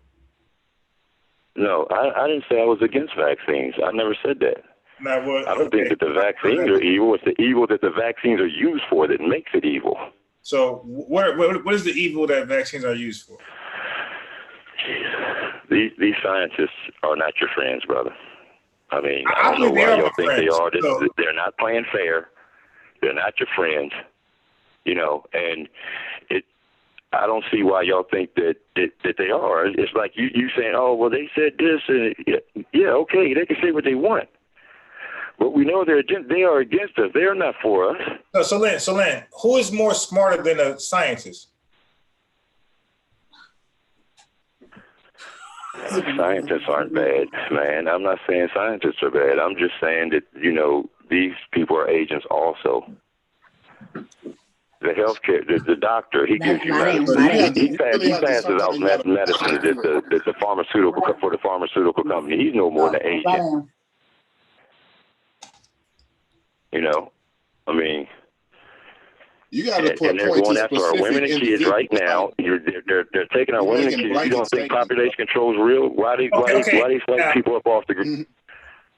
All right, so Lynn, so when I was on Solar Mind show, right, the show was about population control, and I'm thinking that he's talking about white folks trying to kill us, but it turned out all he was saying that population control was abortion clinics and contraceptives, and I just was confused like a mother. So, are you saying that population, to you in your mind, is population control just abortion clinics and contraceptives, or is it something more dangerous and sinister? No, that's all mixed in, with the eugenics and Planned Parenthood, which was a Negro project. All those things was mixed in, It all comes together. Yeah, they all work together. But okay. So now the reason why poor people are targeted with quote unquote population control methods is because when you're poor and you produce a lot of babies, it becomes a revolving door of poverty. Right. So they try to reduce the baby making in impoverished nations so you can build your economy or get your wealth up. If we could take it back to the 50s and 60s where parents were having like 10 to 12 children and they're already in poverty, those children are almost guaranteed poverty. Right? Right. So poverty is a threat to humanity, period. You dig? Because government's got to take care of those people. So they had a solution, which was population control, but it wasn't nothing spooky. It was just contraceptives and abortion clinics. Now, listen, never did they ever force anybody to abort in an abortion clinic. That was a choice that, that was specifically laid on that woman or that, you know what I mean? So that was just on her, but nobody ever told her she had to do it. This was just an alternative, because a lot of these women are allergic to latexes. You dig? I know we all men. So we know that. We know that. So now her only alternative is probably pills or the injection. But the injection, but the shot put weight on these women. You know, you take the shot. Just look at the porno chicks. You dig? If you watch porno, I'm pretty sure some of us did. They be fine and nice size, and now they big as a house because of those shots. So a lot of women ran away from the shots. So they just rolled the dice as far as just unprotected sex. So, and then, with that, you definitely gonna be pregnant. So the only alternative at that point was an abortion clinic. So, but I say the pull-out game is just as effective as birth control. Yeah, but hey, listen. Most of our pull-out games is not on point. Don't even start. But let me say this though, because the brother on bias, he made a good point, but it's not necessarily poverty; it's a particular poverty mindset, which is what holds, a country or a nation back. It's that mindset, because in some places, they could just write your ass off and just say fuck you. Right. But in America, but in America being, one of the greatest countries on the earth, it's difficult to, just write these people off, because what you're gonna have is you're gonna have so many people lobbying for these people and saying, hey, why are these people, living like this when I'm, on the 40th floor in the penthouse, So it's that mindset, and that's the thing. Nobody's making women go to Planned Parenthood or go get abortions the same way that nobody's making niggas not pull out or make women not, make niggas dress up before they go to the dinner. You know what I'm saying? So like there's a lot of things at play. There's not just a fucking conspiracy. There's bad what's the word I want to use? There's a lack of education, especially in the Black community, when it comes to reproductivity, reproduction. Like it's terrible. And I'll be honest, as a single father, I fell victim to that. I wasn't supposed to be having no goddamn children. You know what I'm saying? If you look at, most of the people in the Black community, most of them should not be having children, especially at 14, 15, 16, up until 22, 23. You should not be having children. Yeah. Like, we have to be honest with ourselves. We can't continue to play this game and say, oh, well, this was a blessing. And no, it's not a fucking blessing. It's actually a curse. That shit fucks you up. Excuse my language, it really messes you up. And what you do is, like Unbiased said, is that when you have these kids are forced into the same living conditions that you are in. They're forced into that. So there has to, that we can't continue to blame the white man or this they, whoever the fuck that is. We can't continue to say that. We can't continue to say that, because the they that are doing it are people who are uneducated about reproduction. That's really what it is. Well, it throws up a red flag when I see, Earth needs fewer people to beat the climate crisis. When it says that in the headline, and an emergency declaration, when it says terms like that, that's what made me, look sideways at it. It's my personal opinion, though. And if I offended anybody, I'm sorry. But, like I said, y'all were talking about the abortions, Margaret Singer, when she started, I don't know what she called it, but it was after the birth control agenda. It was after the birth control agenda, which Henry Ford and Rockefeller and those guys were the heads of. And that was called birth control, and then she created her own thing, but she put it on her own first.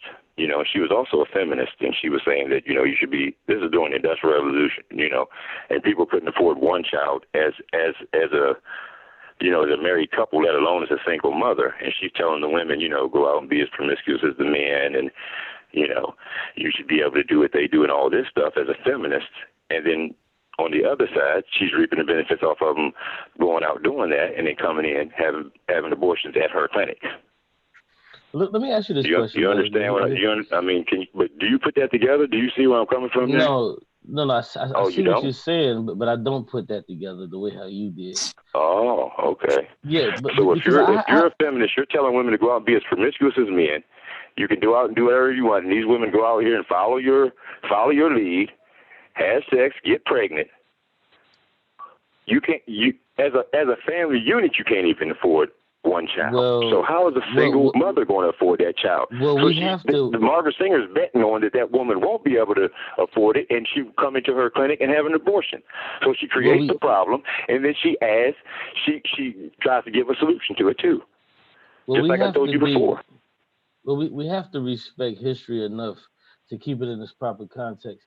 This is not something that was widely accepted, especially when you're talking about the Black community. So this is, I don't want to say something new, but this is something that came in a particular era after Margaret Sanger. This is history repeating. Well, that's a cliche, buzzword. You use whatever you want. But the truth be told, this was not something that Black people were doing. That's just a fact. Because if you look 2 generations ago, Black people were having 6, 7, 8, 9 kids. I'm one of 6 kids in my family. So you can't tell me that black people weren't having kids and they was adopting this feminist bullshit from Margaret. No, I ain't trying to tell you that. My grandfather had 23 kids on his side. My grandmother had 16 on hers. Okay, we got a big family. So that argument is dead then. You should see it as dead. But the point I'm trying to make is this. Margaret Sanger, like right now, if you look at Madam C.J. Walker, what is she famous for? Hot comb. The government obstruction. Yeah. Sorry. I'm biased said it. So if what was it? What did he say? I'm sorry, I didn't hear him. No, he said the hot comb and the straightening of the hair. Right. Yeah, the hair products to straighten your hair. So the first millionaire with the hair products. I don't know if she was the first millionaire. First woman. She was first black woman millionaire. Yeah, because you had C.J. Walker, I think it was her name, I might be mistaken, that was a Black millionaire woman also at that time, but she was a president of a corporation, but she was also a millionaire. So, yeah, I think I don't necessarily want to get bogged down into that minutia, but the point I'm trying to make is what the brother's saying is that, it's this white woman that came with this eugenics and all this other kind of shit. Well, what if there was a white woman that was selling straightening combs and hair straightening products to Black women? You guys right now in 2020 will look at that as some kind of conspiracy and say, this white woman, they was trying to, make us look like white women. But in actuality, it was a Black woman that did that. And nobody to this day ever looks at Madam C.J. Walker and said, yo, this motherfucker was so filled with self-hate. And not saying that they should, but I'm just making a point. Nobody looks at her and says she was so filled with self-hate and she spread that shit to millions of other Black people. Nobody says that. Along with the whitening products of the time too. Remember those? Like, do you ever the stories on those? They had those whitening products they had whitening products. Yeah, that's been around for a while. That's not something new. But the point I'm trying to make. Well, no, I was saying with C.J. Walker, that agenda, Yeah, but see, you just said agenda. But it wasn't an agenda. It was a Black woman who wanted to have her hair straightened. That's all it was. And I'm gonna tell you right now, I talk to many Black women. I live in a Black community. All my family is Black. The people that live around me are Black. You know the main reason why Black women say they want to straighten their hair is because of ease. Because they don't want to wake up 2 or hour and a half to have to do their hair and all the other kind of shit. That's really what it is.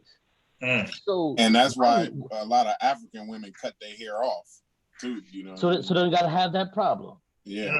So, but see now, nobody attacks Madam C.J. Walker for that shit. But you right now on here can attack a white woman and try to attach all this extra shit. That's true.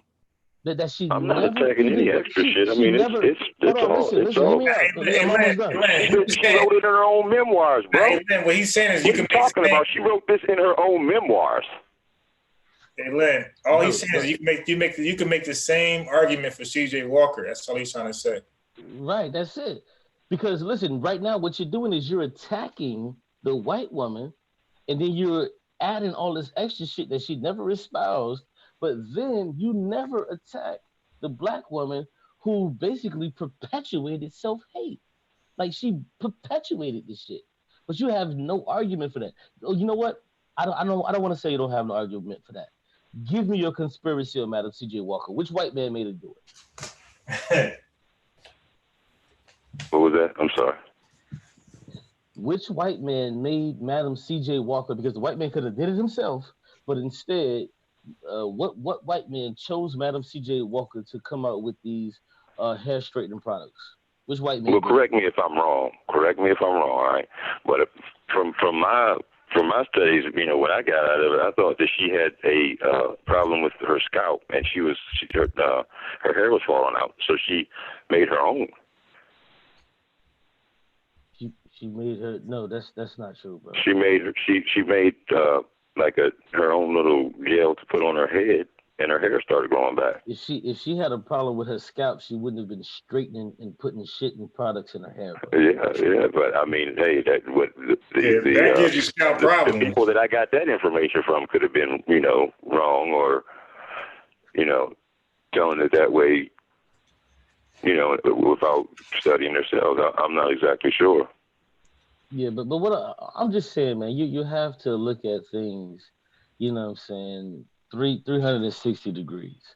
You know, and I brought up that point to attempt to show you that is because you're looking at, you know, this one white woman and saying, oh, there was this big conspiracy. Well, you just haven't heard me talk about a black woman. I mean, I could talk about Oprah Winfrey all day. That was one of the reasons why I didn't get with Obama was because I found out she was one of his biggest backers.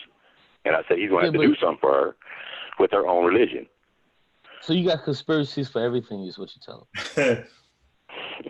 No, I just, you know, I mean, if you're one of the biggest contributors to somebody's presidency, I think you're owed a little something in the end. And I might be a conspiracy theorist. Hey, but what about the people in China? Don't you see the people in China? You know, they only allowed to have like 1 or 2 kids. You know what I'm saying? So like, you know, I heard you say like we always the first ones. You know, the black people was always the first one. China been implementing those laws for years and years now. You know what I'm saying? It's overwhelming to the population. You know, disease run rampant. I mean, so you gotta control that a little bit, don't you? Yeah. You know, like I said, I'm not against the vaccines or population control. The words together don't. But, you know, when you have the billionaires, you know, through philanthropy, you know, that's how they get in and they control the narrative through philanthropy. And you got a lot of these philanthropists who are backing certain causes for their agenda. You see? And that's what scares me. You know, when I see Bill Gates getting in through philanthropy, he's saying he wants to save the world, you know, and look up the word philanthropist has got all kinds of different great words in the definition, savior and all this, you know. So, I mean, that's where it gets me. When you see the people that's in behind, you know, doing the pushing, and Bloomberg, like say. Len, are you saying that Bill Gates cannot have a pure motive? No, I'm not. I'm just skeptical. I'm just skeptical of the philanthropist. You took information from Bloomberg. You took his information and ran with it like, you know, that was the truth. You know what I'm saying? Yeah. What is Bloomberg's motive? Well, he wasn't the place that I found it, but you know, I figured if I was going to. So why did you give us Bloomberg if that's not where you initially provide found a reliable source, which, you know, ain't nothing reliable about Bloomberg, but, you know, I mean, you know, like I said, Oprah, Obama. You just contradicted yourself in the same sentence.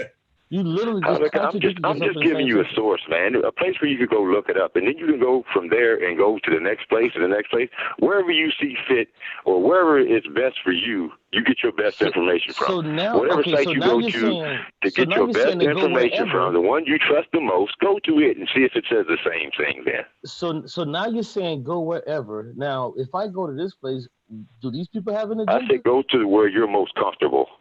Okay, well, where I'm most comfortable, and they're white people, do they have an agenda? No, they don't have an Well, agenda. how do I know that? You don't even know what source I'm talking about. They don't have an agenda. They've just, been playing fair the whole time. Man, hey, We've bro, been treated fair the whole time. I mean, you gotta tighten up, bro. You gotta tighten up. Hey, Len, would you consider yourself a conspiracy theorist? yeah, in part, At least yes. Okay. In part, yes, I do. Because of like I said, the weapons that have been used against us throughout history, it's been done before. Just like it's currency that's not backed by anything. They did the same thing over in England. Wait. Oh, okay, Len. Okay, Dagger Squad had a show earlier, and the brother came on there propagating gold. Are you one of those guys? As far as the currency, yeah, backing for the currency, yes. Okay, because gold has its problem. It has a downside too. I have my book right here, and I can and listen. This is one But it's book. better than nothing and being created out of thin air. Wait. Hold on. Before you give your opinion, this is one book. I have about 25 financial books over there, and I have about 25 over there. You dig? So I'm a business owner, by the way. So I want you to know that there's a downside of using gold as your standard of currency. First of all, your economy can never blow up because gold is limited. It's a limited resource. So that means whoever is rich is going to stay rich. Whoever is poor is going to stay poor. So you won't find. So when you use gold as your standard, you won't find somebody like you and I being in a impoverished community and then being a billionaire. Sometime later. That's impossible with gold, but that's possible with fiat money that you guys complain about. So gold will really have a caste system if we use that as a means of currency. It will really be a caste system with gold. Right, and then the thing is, the use of the gold is the backing of a certain currency with gold. Well, I think the better question is, can you name one country that's still on the gold standard? Basically none, because the central banks only have 3 countries that are not under them. The Rothschild Central Bank is North Korea, Cuba. Yes, man. Central Bank. In the United States, we got the federal reserve. Man. See, that's what I'm saying. It's all a joke to y'all. Y'all don't get it. They go after the money. They ain't worried about all the rest of this stuff. When you start talking about messing with their money, that's when they come after you. Listen, there's only 3 countries that are not under the Rothschild centralized bank right now, and you can look it up. North Korea, Iran, and Cuba. Listen, my money is digital, Korea, bro. Iran, and Cuba. So they're after digital money, ones and zeros. My money is digital. Like, I don't get it. I'm sorry. Okay, and then you run it on the Swift plan, on the Swift thing, whatever it was called, Swift. They use the Swift money to run it and all this. Yeah. But I'm telling you, you don't have to believe me. And I'm not being mean. I'm not talking down to nobody. But like I said, ignorance doesn't have to be. I mean, the truth doesn't have to be validated to ignorance.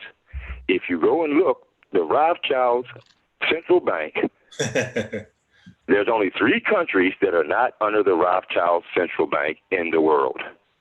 Okay? All right. Okay. So you have, again, brother, the God Killer got me back reading my economic books, you dig? So I'm like, so this information is like fresh in my head. So when you talk about the IMF, I think it's the GATT. Like, this information is fresh in my head right now. I'm reading right now. So, okay. So now, our problem is, again, Dagger Squad had a show and they was talking about something similar. And I called in and I said, our problem is we don't read economic books or financial books first and then listen to the conspiracy theories. I said, our problem is we listen to the conspiracy theories without a sound foundation of economics and financial literacy, you know? And so we get confused and then we can't discern truth from falsehood. So now I don't want to talk down on anybody and I don't want to, you know, well, you know, you can ask talking them. They brought it up and seen, there's 3 countries that are, there's only 3 countries that are under that central bank. Hold on, sir. I'm going somewhere different. I'm saying we need to first have a sound foundation of economics first. Without this does not have a storyline.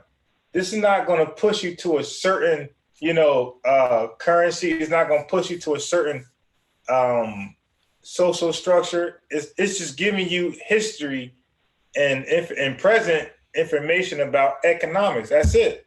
So the problem is, that's the problem. We need to read books like that first, that's pure neutral. And then when we hear conspiracy theories, we can discern what is fact from fiction. Now, I'll give you a case in point. Now, my brother Polite, you know, he's a cool dude, and he tries to give financial advice. No, he's not. But well, maybe on different things he's cool on. Information, you know, he's a little flawed. But when he's trying to give financial advice, the problem with his financial advice, brother, is that it goes against economic, you know, basic principles. So, but you wouldn't know that unless you read economic books, because you can't guarantee a return on investment, period. Like no economic book or financial book will coincide that or corroborate that. But Polite has dared to guarantee certain people a return on investment, and they fell for that. But they would have never fell for that had they read an economic book or financial literacy book. That's what I'm trying to say. So when you have a strong foundation, you're better equipped to discern, you know, what's fact and what's conspiracy. That's all I'm trying to say. Well, I would like to say something because, you know, I love finance. That's what I do for a living. You know, I own a financial company, and I own my portfolio in properties. I own 34 properties right now. Okay. And 20 businesses. And I can tell you that, in my opinion, because this has always been ongoing debate, the gold standard is very much needed, in my opinion, humbly. Yes. Because hyperinflation is why the gold standard is frowned upon, because governments can't inflate prices when you have a gold standard. And expand the money supply, because this is the misunderstanding. We're in debt, but our government keeps. I think a brother just said that, you know, and making money out of nothing. You know, that's, you know, you're right on, brother. We're in debt, but we keep making money. First, like you're using a bill of exchange that has an origin in a government, but not you. So you become a transmitting utility of the byproduct that you exchange for, such as a car or anything else. So the government can dictate what wealth is through what is called interest. And so the rule of 78 keeps us perpetually poor. So when we understand the rule of 78, we also have to apply the rule of 72, which determines— Would you agree that the richer you are, the more debt? I mean, I say when a person tells me I'm rich, I was like, yeah, rich in debt. No, I don't agree with that. No. Well, because there are mechanisms in place that protect you from tax. So normally the wealthy, they invest in tax shelters and knowing how to operate in a corporate capacity. We have a tendency to operate in an individual capacity when we fill out income tax returns and things of that nature. We tend to operate in adding debt to our person instead of allowing it to be absorbed in a corporate capacity with an LLC or any other LLE that's established. We're not required to acquire debt with our person. We can acquire debt corporately and disperse it under Chapter 11. That's why we have bankruptcy. We just choose as a collective to buy into interest. And that's the only way banks make money. They make money off the interest. They don't make money off of the paper money. The paper money is fiat. It's only valuable because it is its rate of exchange. So the United States currency has the highest rate of exchange, but it carries a cash flow index with it because we use a credit system that allows us to debit, not debt, but to debit our debt and pay it in partitions. So we're able to amortize the money that we get. It's a net 30 product. Our debt is based on a net 30 product. So you're charged every 30 days with interest.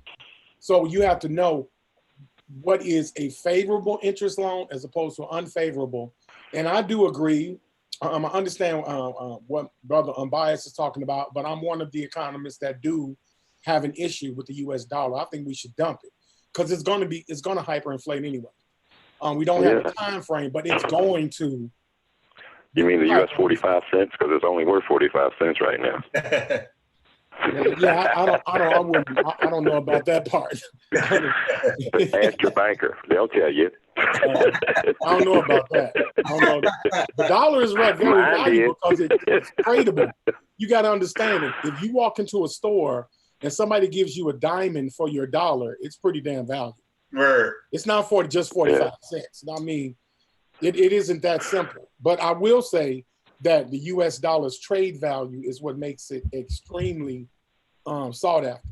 That's why you have this whole Iran issue, because Iran is saying, no, we're not going to trade our oil for your U.S. dollar anymore. We're going to take other forms of currency. And the United States doesn't particularly care for that because they want the dollar to be the standard, globally. Yeah. For trade. But I do. So what do you think about the crypto that's coming out? Do you have any? On that? It's government backed. It's a crypto. It's nothing secret about it. It's not the crypto. It's the blockchain technology behind it. Well, they did have the non-disclosure agreements on it, stating that they couldn't come out until a certain time. They're starting to bring it out, a lot more now. But there for a while, there was non-disclosure agreements on some of them. Mm-hmm. Mm-hmm. Yeah, I'm not indifferent suppressing the information. I don't think nothing wrong with having a diversified portfolio when it comes to investments. But right, yeah, the conspiracy of the dollar, there is no conspiracy around the dollar. You just have to be knowledgeable. Like the brother Unbiased is saying, go to school, study economics, study finance. Yeah. There's a difference between finance and money.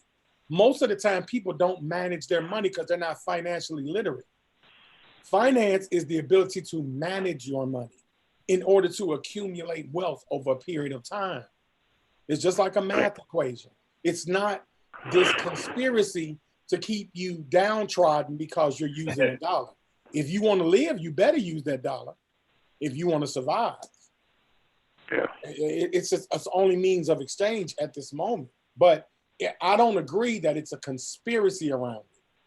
I don't agree with that. I don't agree with that kind of stuff, because what it does, as soon as one of us becomes successful, they say in helicopter lands and we get invited to the Illuminati meeting and we're Illuminists now because we're successful at making money. Or first thing, or we're sellout because we're successful. Yeah, because you did the learning to get to that point. You read the books and took the classes, and it got you where you were.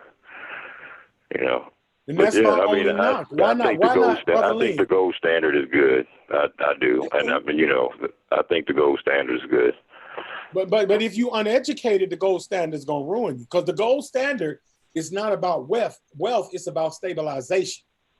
It's not gonna go way up and become. It's gonna be stable in the time of the usurpation of whatever fund is in place. So when fiat expires, because all fiat currencies have always expired, at some point, I say by 2025.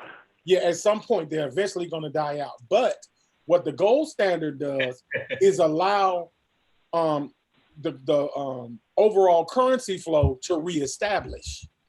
That's all it does. It's not going to always be the only means of exchange, because it has to be fungible, meaning you have to be able to make change of it. You can't walk into a dealership with a gold bar and say, give me a car, and he makes change for the gold bar. That's just not how accounting works. It has to be fungible.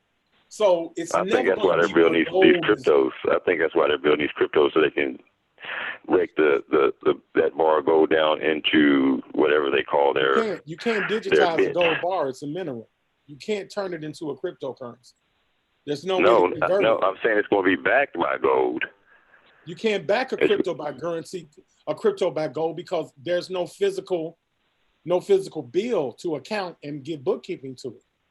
You can't do it. It's just not. That's what I'm saying. There's two different kind of languages here, and that's what Unbiased is definitely on point. He's saying educate yourself in economics, because it's no connection in that. Any person that deals in economics and finance is not going to say we need to back the crypto with gold. That's like contradictory to why they created the crypto. They created the crypto to do away with gold. They created the crypto because of blockchain chain technology, not the money itself. Because 1 minute and to give every country its own currency is worth $10 million. Then they pump and dump the platform, and the owners snatch the platform from you, and you're stuck with useless crypto. They give out white papers on crypto every week, and those cryptos die at the table, and people are stuck with worthless digital transcripts. Hey, Kansu, I don't think I don't know, but maybe they don't understand the concept of pump and dump. Mm-hmm. Well, I mean, I've heard of, you can help me out if I need it, but I've heard of companies, sort of like what Enron did. They said they was going to create this and create that and change this and change that, and didn't do nothing but made all that money. They didn't make any money. They just taxed. Oh, they didn't? No, dollar bills are not. People wasn't buying their stocks? No, their stocks don't exist. Stocks are just portfolios of bills of exchange. Stocks are nothing but large bonds. They're just insurance. They're just insurance claims. And so you gamble. Technically, you're gambling and exchanging what is presumed wealth. You have S&Ps. You have Standard & Poor based on projections of trade. It's not the money, it's the trade that's valuable. So if I have a platform, I'm gonna put my own seeding money in it. I may have a junk bond that my board comes in with money. We defer it to a platform, and then we trade the platform. We charge interest for people to join in on the platform. We pump it up. We make everybody excited about it. We trade it. You watch my trades. We use pips to watch the trade, and the pips show the bears and the bulls. And when we see something that's a bull, that's really bear market and the bull market, we marketed the bull market, and then everybody jumps in with their fiat. And then once it gets to a certain level, we can sell it as a bond. We, the owners, snatch it. We shut it down, and we sell our portion with your money. So you're stuck with your money. Now, if that was a gold standard, we just rob your money. We never give you your gold back. We just take it to keep it. It would be nothing you can do about it. Because once I have your physical gold, you can't prove I took it. Right. How can you prove it? And that's why gold won't ever be a complete standard, but it's a buffer until we have currency to keep economy moving forward. Because we need well, that. I mean, but you have to have the regulations in place too behind it in order for, because just like with Bitcoin, it wasn't regulated, and that was one of the problems they was having with it. There was no regulations. They could buy drugs on the internet, they could buy guns and stuff like that on the dark web, and it didn't show no the purchaser.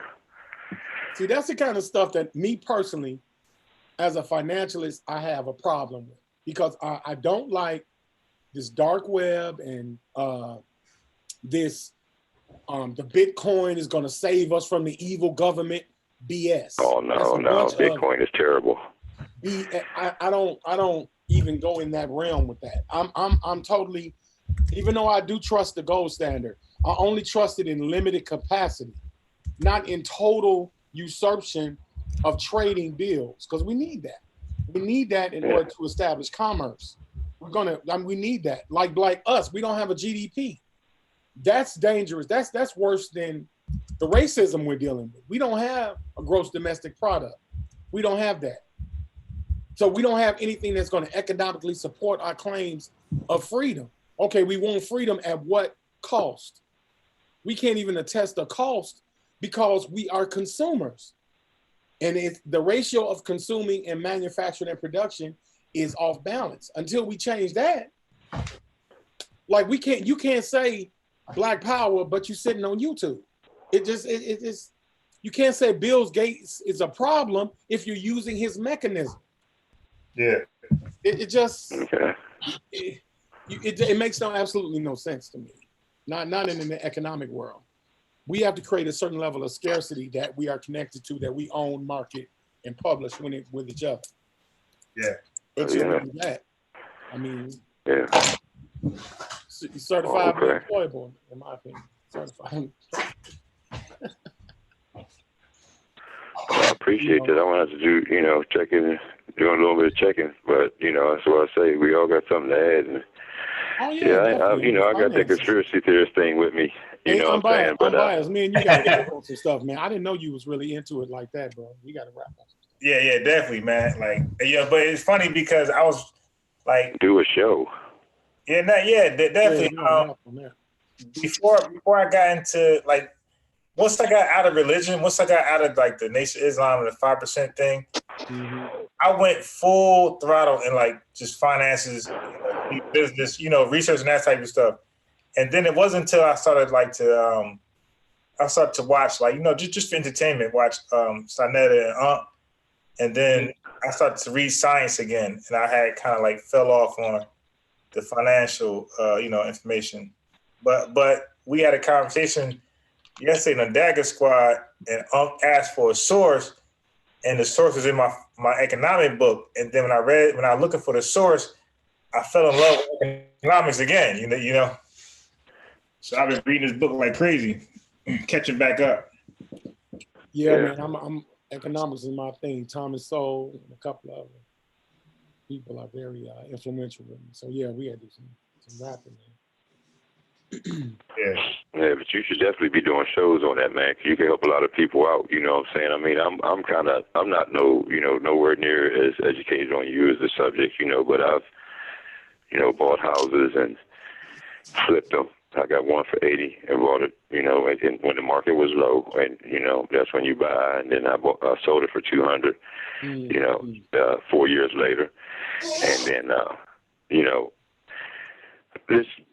just trying to do like my grandparents and them taught me how to do, and I try to stay up on top of certain things. But I've always, we're missing out on some things, and like the way you explained it was perfect. And that you should be helping people out with that, brother, because that was some strong books. It's two good books. Modern Money Mechanics and What Would Rockefeller Do? And I don't know what the angst against Rockefeller is black folk. I don't get it, because Rockefeller and Carnegie supported Carter G. Woodson. They sponsored everything that he did. Without Carnegie, there would have been no Carter G. Woodson. So I really don't understand the misinformation around these people who invested in black business. I mean, it was in their interest to capitalize on black business, but that's not the issue. The black businessman understood the system that he was in at that particular time. It wasn't like, well, I'm not going to intermingle with these white folk because they're white. Like that's just non sequitur. That has nothing to do with economic freedom. It doesn't have anything to do with that. Our biggest enemy is poverty. I don't know why we putting white folks over poverty. I don't understand that. How that works. I always said poverty is the root of all evil.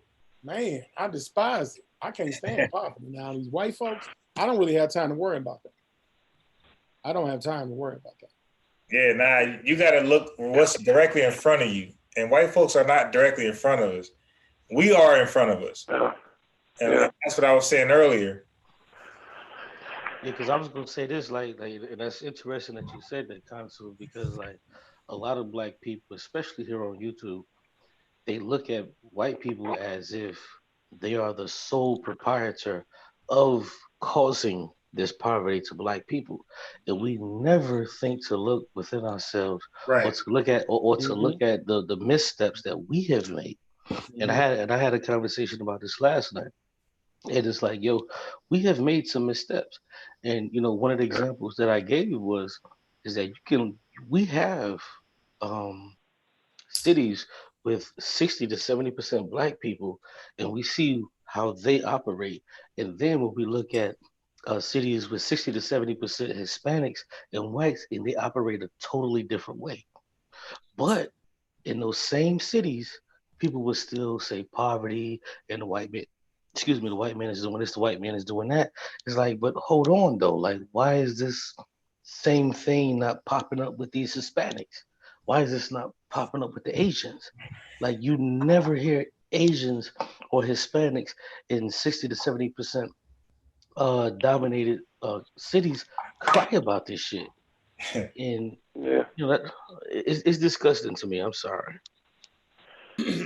Yes. I mean, I'm not, I mean, just to add to what you, well, I mean, I don't know if I'm adding what you're saying. I'm just bringing my own opinion. But,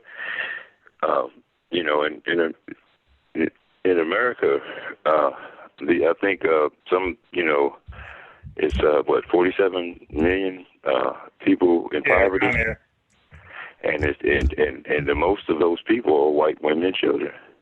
22 million.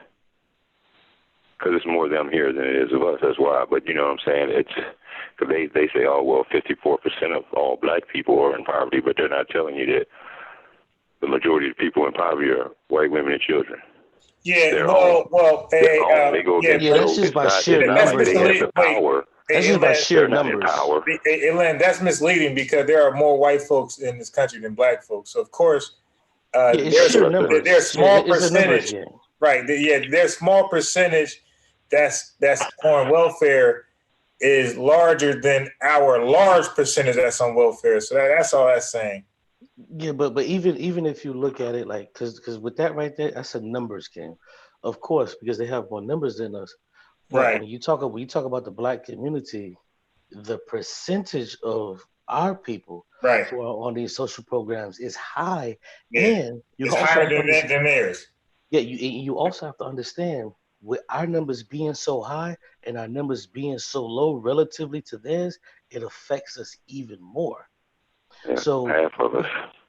Yeah, people like to play that game where there's more white people on Section 8 and food stamps. Well, oh, no, they got a little bit of leeway. They got a little bit of leeway with that shit. But with us, we really don't have that leeway.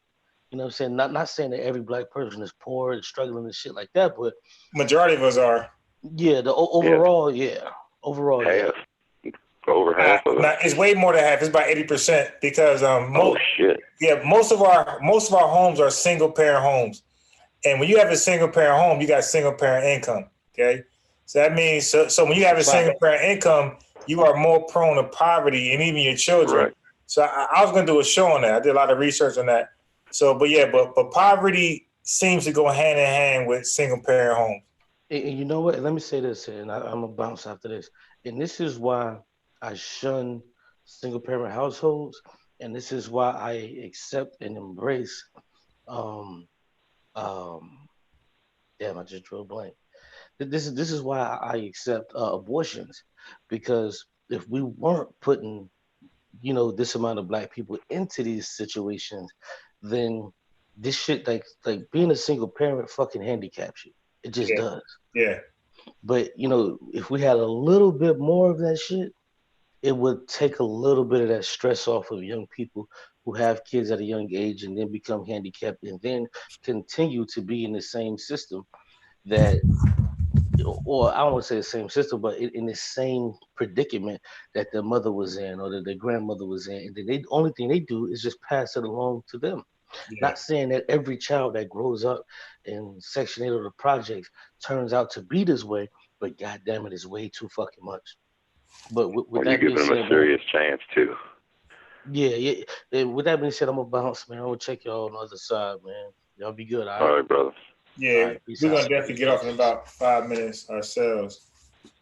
You dig? So because you know me, I always fall asleep on these live streams, so they'd be like 9 hours long when I wake up. All right, fellas.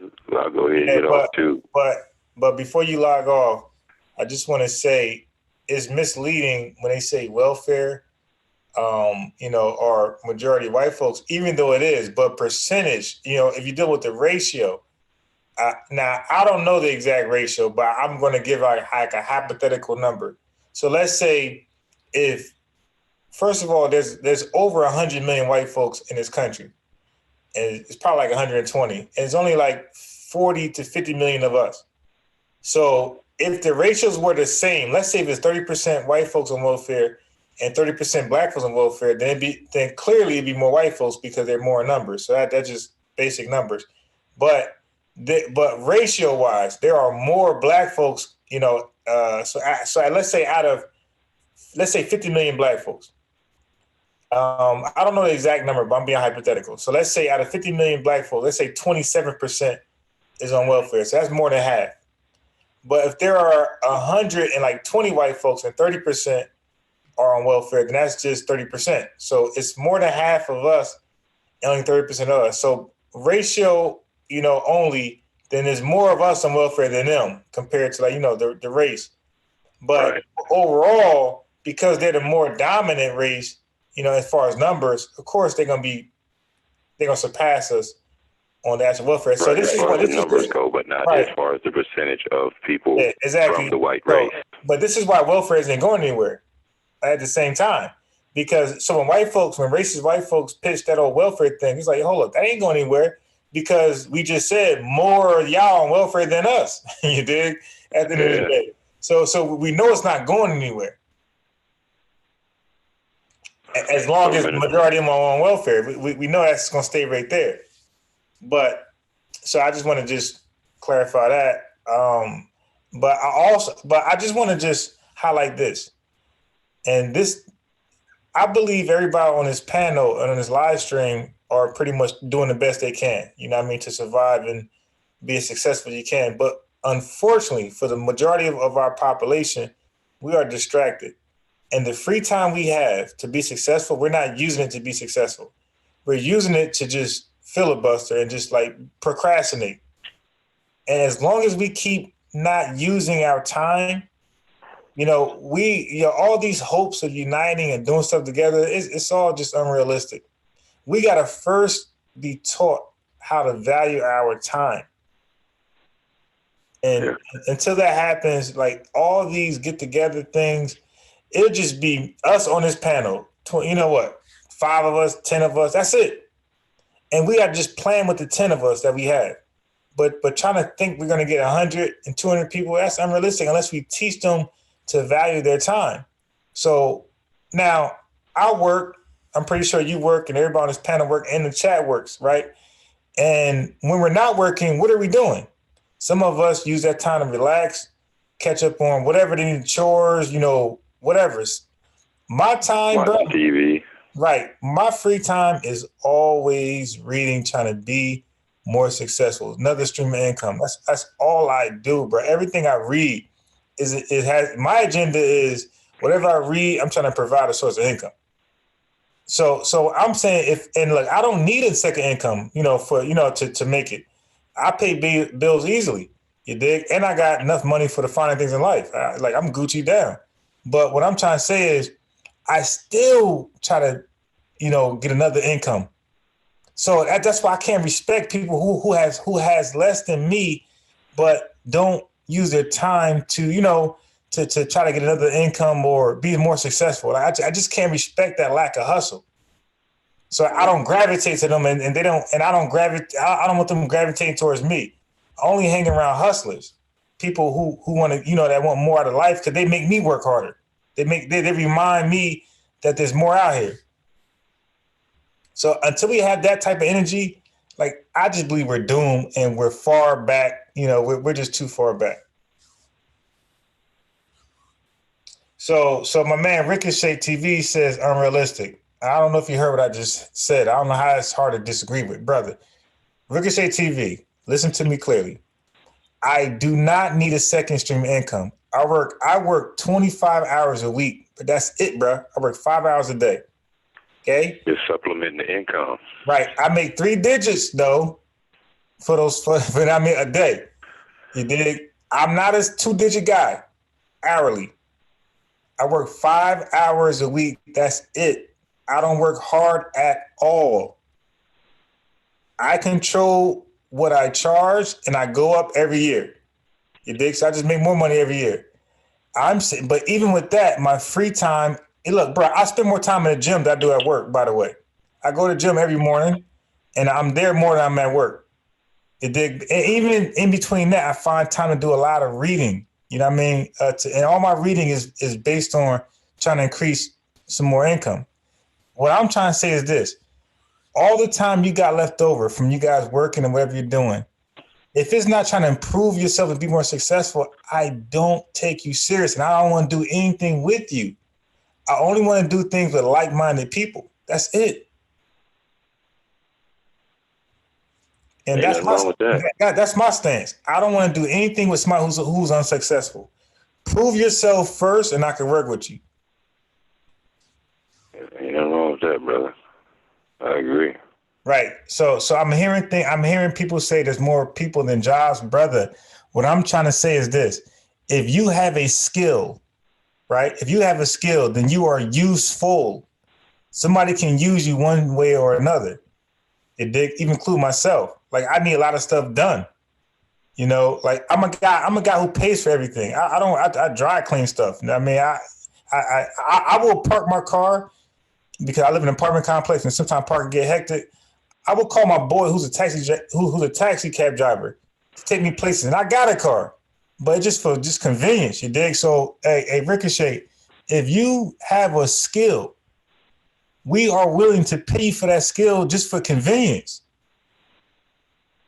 and like that's what you're not getting. So, although there's more people than jobs, bro, we can use you if you got a skill.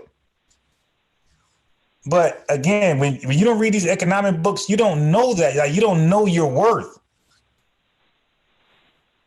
You don't know your worth.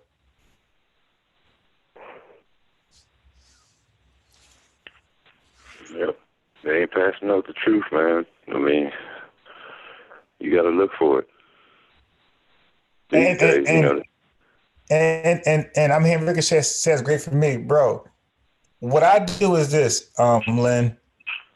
Anybody willing to listen, I try to get their ideas. I try to figure out a way where I can help them if I can at all. To like, you know what I mean? Because everybody that works probably got some dreams of doing their own thing. What I try to do is listen to what they want to do, and I try to give ideas of how that could be possible. You know, what they got to do, or if it's even realistic to pursue. You know, try to help them with their plan. Exactly. Help. Realistic ideas. And then Lynn, guess what? 9 times out of 10, these people aren't serious about their own plans. Because, hey, Lynn, my thing is, you got an idea? What you want to do? Okay, let's start tomorrow. See, I'm about that. Let's start tomorrow. They ain't about that. With their own dreams. Action. Exactly. With their own dreams, they ain't about tomorrow. I'm like, yo, let's go tomorrow. So I believe in their dreams more than them. Like, yo, let's do it tomorrow. Not in March, not in April, not in May. Let's do it tomorrow, man. And once they give an excuse, I'm good with them. All right, I'm good. I just move on. Hey, Ricochet, you said I don't get it. Like, type in what you think that I'm supposed to get. Go ahead. So I'm going to wait for you, then we'll close out. Ricochet, type in what I don't get. No, it's not about money, bro. It's not about money. Well, first of all, it is about money. Everybody wants to be comfortable. Like, you know what I mean? Hey, Lynn, don't you like when your bills are paid? Oh, yeah. Look what we stress about. We stress about rent first, stress and all mortgages, right? And then we stress about light bills, utilities, car insurance, maybe a car note. But once all that's paid, bro, it's a huge exhale. Like, all right, we don't even care about extra money for the most part. Like, black folks just care about every bill being paid and money for food. But all the extra spending money, we don't really care about that. Yeah, my bones crack when my bills are paid. I loosen up. I know I got another month. You know what I'm saying? Right. And look, hey, Lynn, I'm just trying to tell them is that like it's a mind state. Like there's a book called Think and Grow Rich, and there's other books called How Successful People Think. It's a mind state in everything, in basketball, in, you know, golf, in fighting, you know, being a professional boxer. Floyd Mayweather tell you about the mind state. It's a mind state in everything you want to do. In success, in every field of success, there's a mindset you have to adopt. Without that adoption, you will not be successful in anything you want to do. So it's a mind state that you got to develop, and that's why they have so many books. Damon John, the former owner of Fubu, got a book called The Power of Broke. He's teaching you how to keep that hunger after you taste success. You know how it is, Lynn. When you taste some success, it's easy to like fall asleep and be content, right?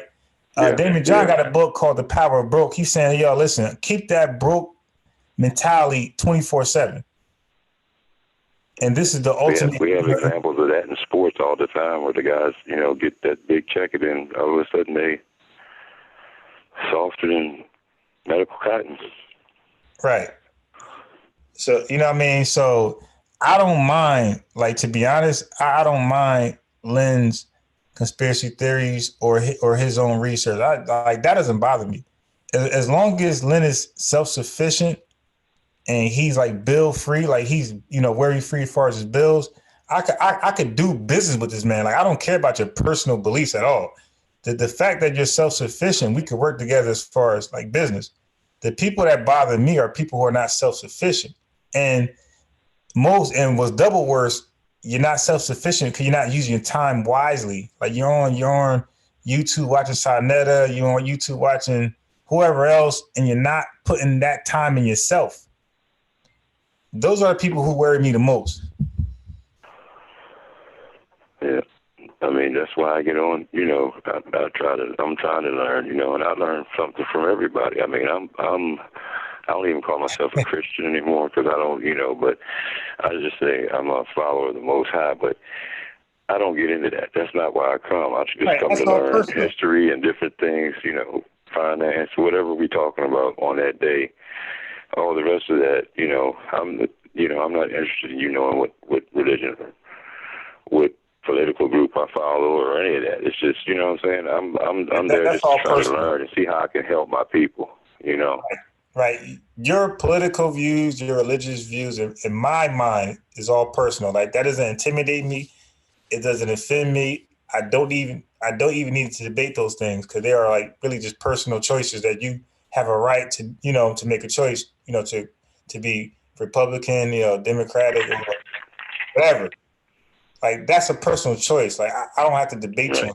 And your religious views are religious. You know, you can be Catholic, Christian, Muslim. I don't care less. It doesn't intimidate me. And guess what? I will never bring it up. I got so many friends that are religious, and we never bring it up because it's irrelevant to what we're trying to do. I'm sure you got family too. I mean, you know. Right. And guess what? It's irrelevant. I don't need to bring it up because it's pointless. Like, nah, I don't care about that. Let's do something. You know, like let's build each other up and let's help build our community. Like, that's what matters the most. Now, if your religion interferes in your, you know what I mean, your ability to help the community, then it's a problem. But as long as you're religious or non-religious, but you're willing to help your community, you know, that's all that matters to me. That's it. I mean, you're trying, you know, and it's not all about self.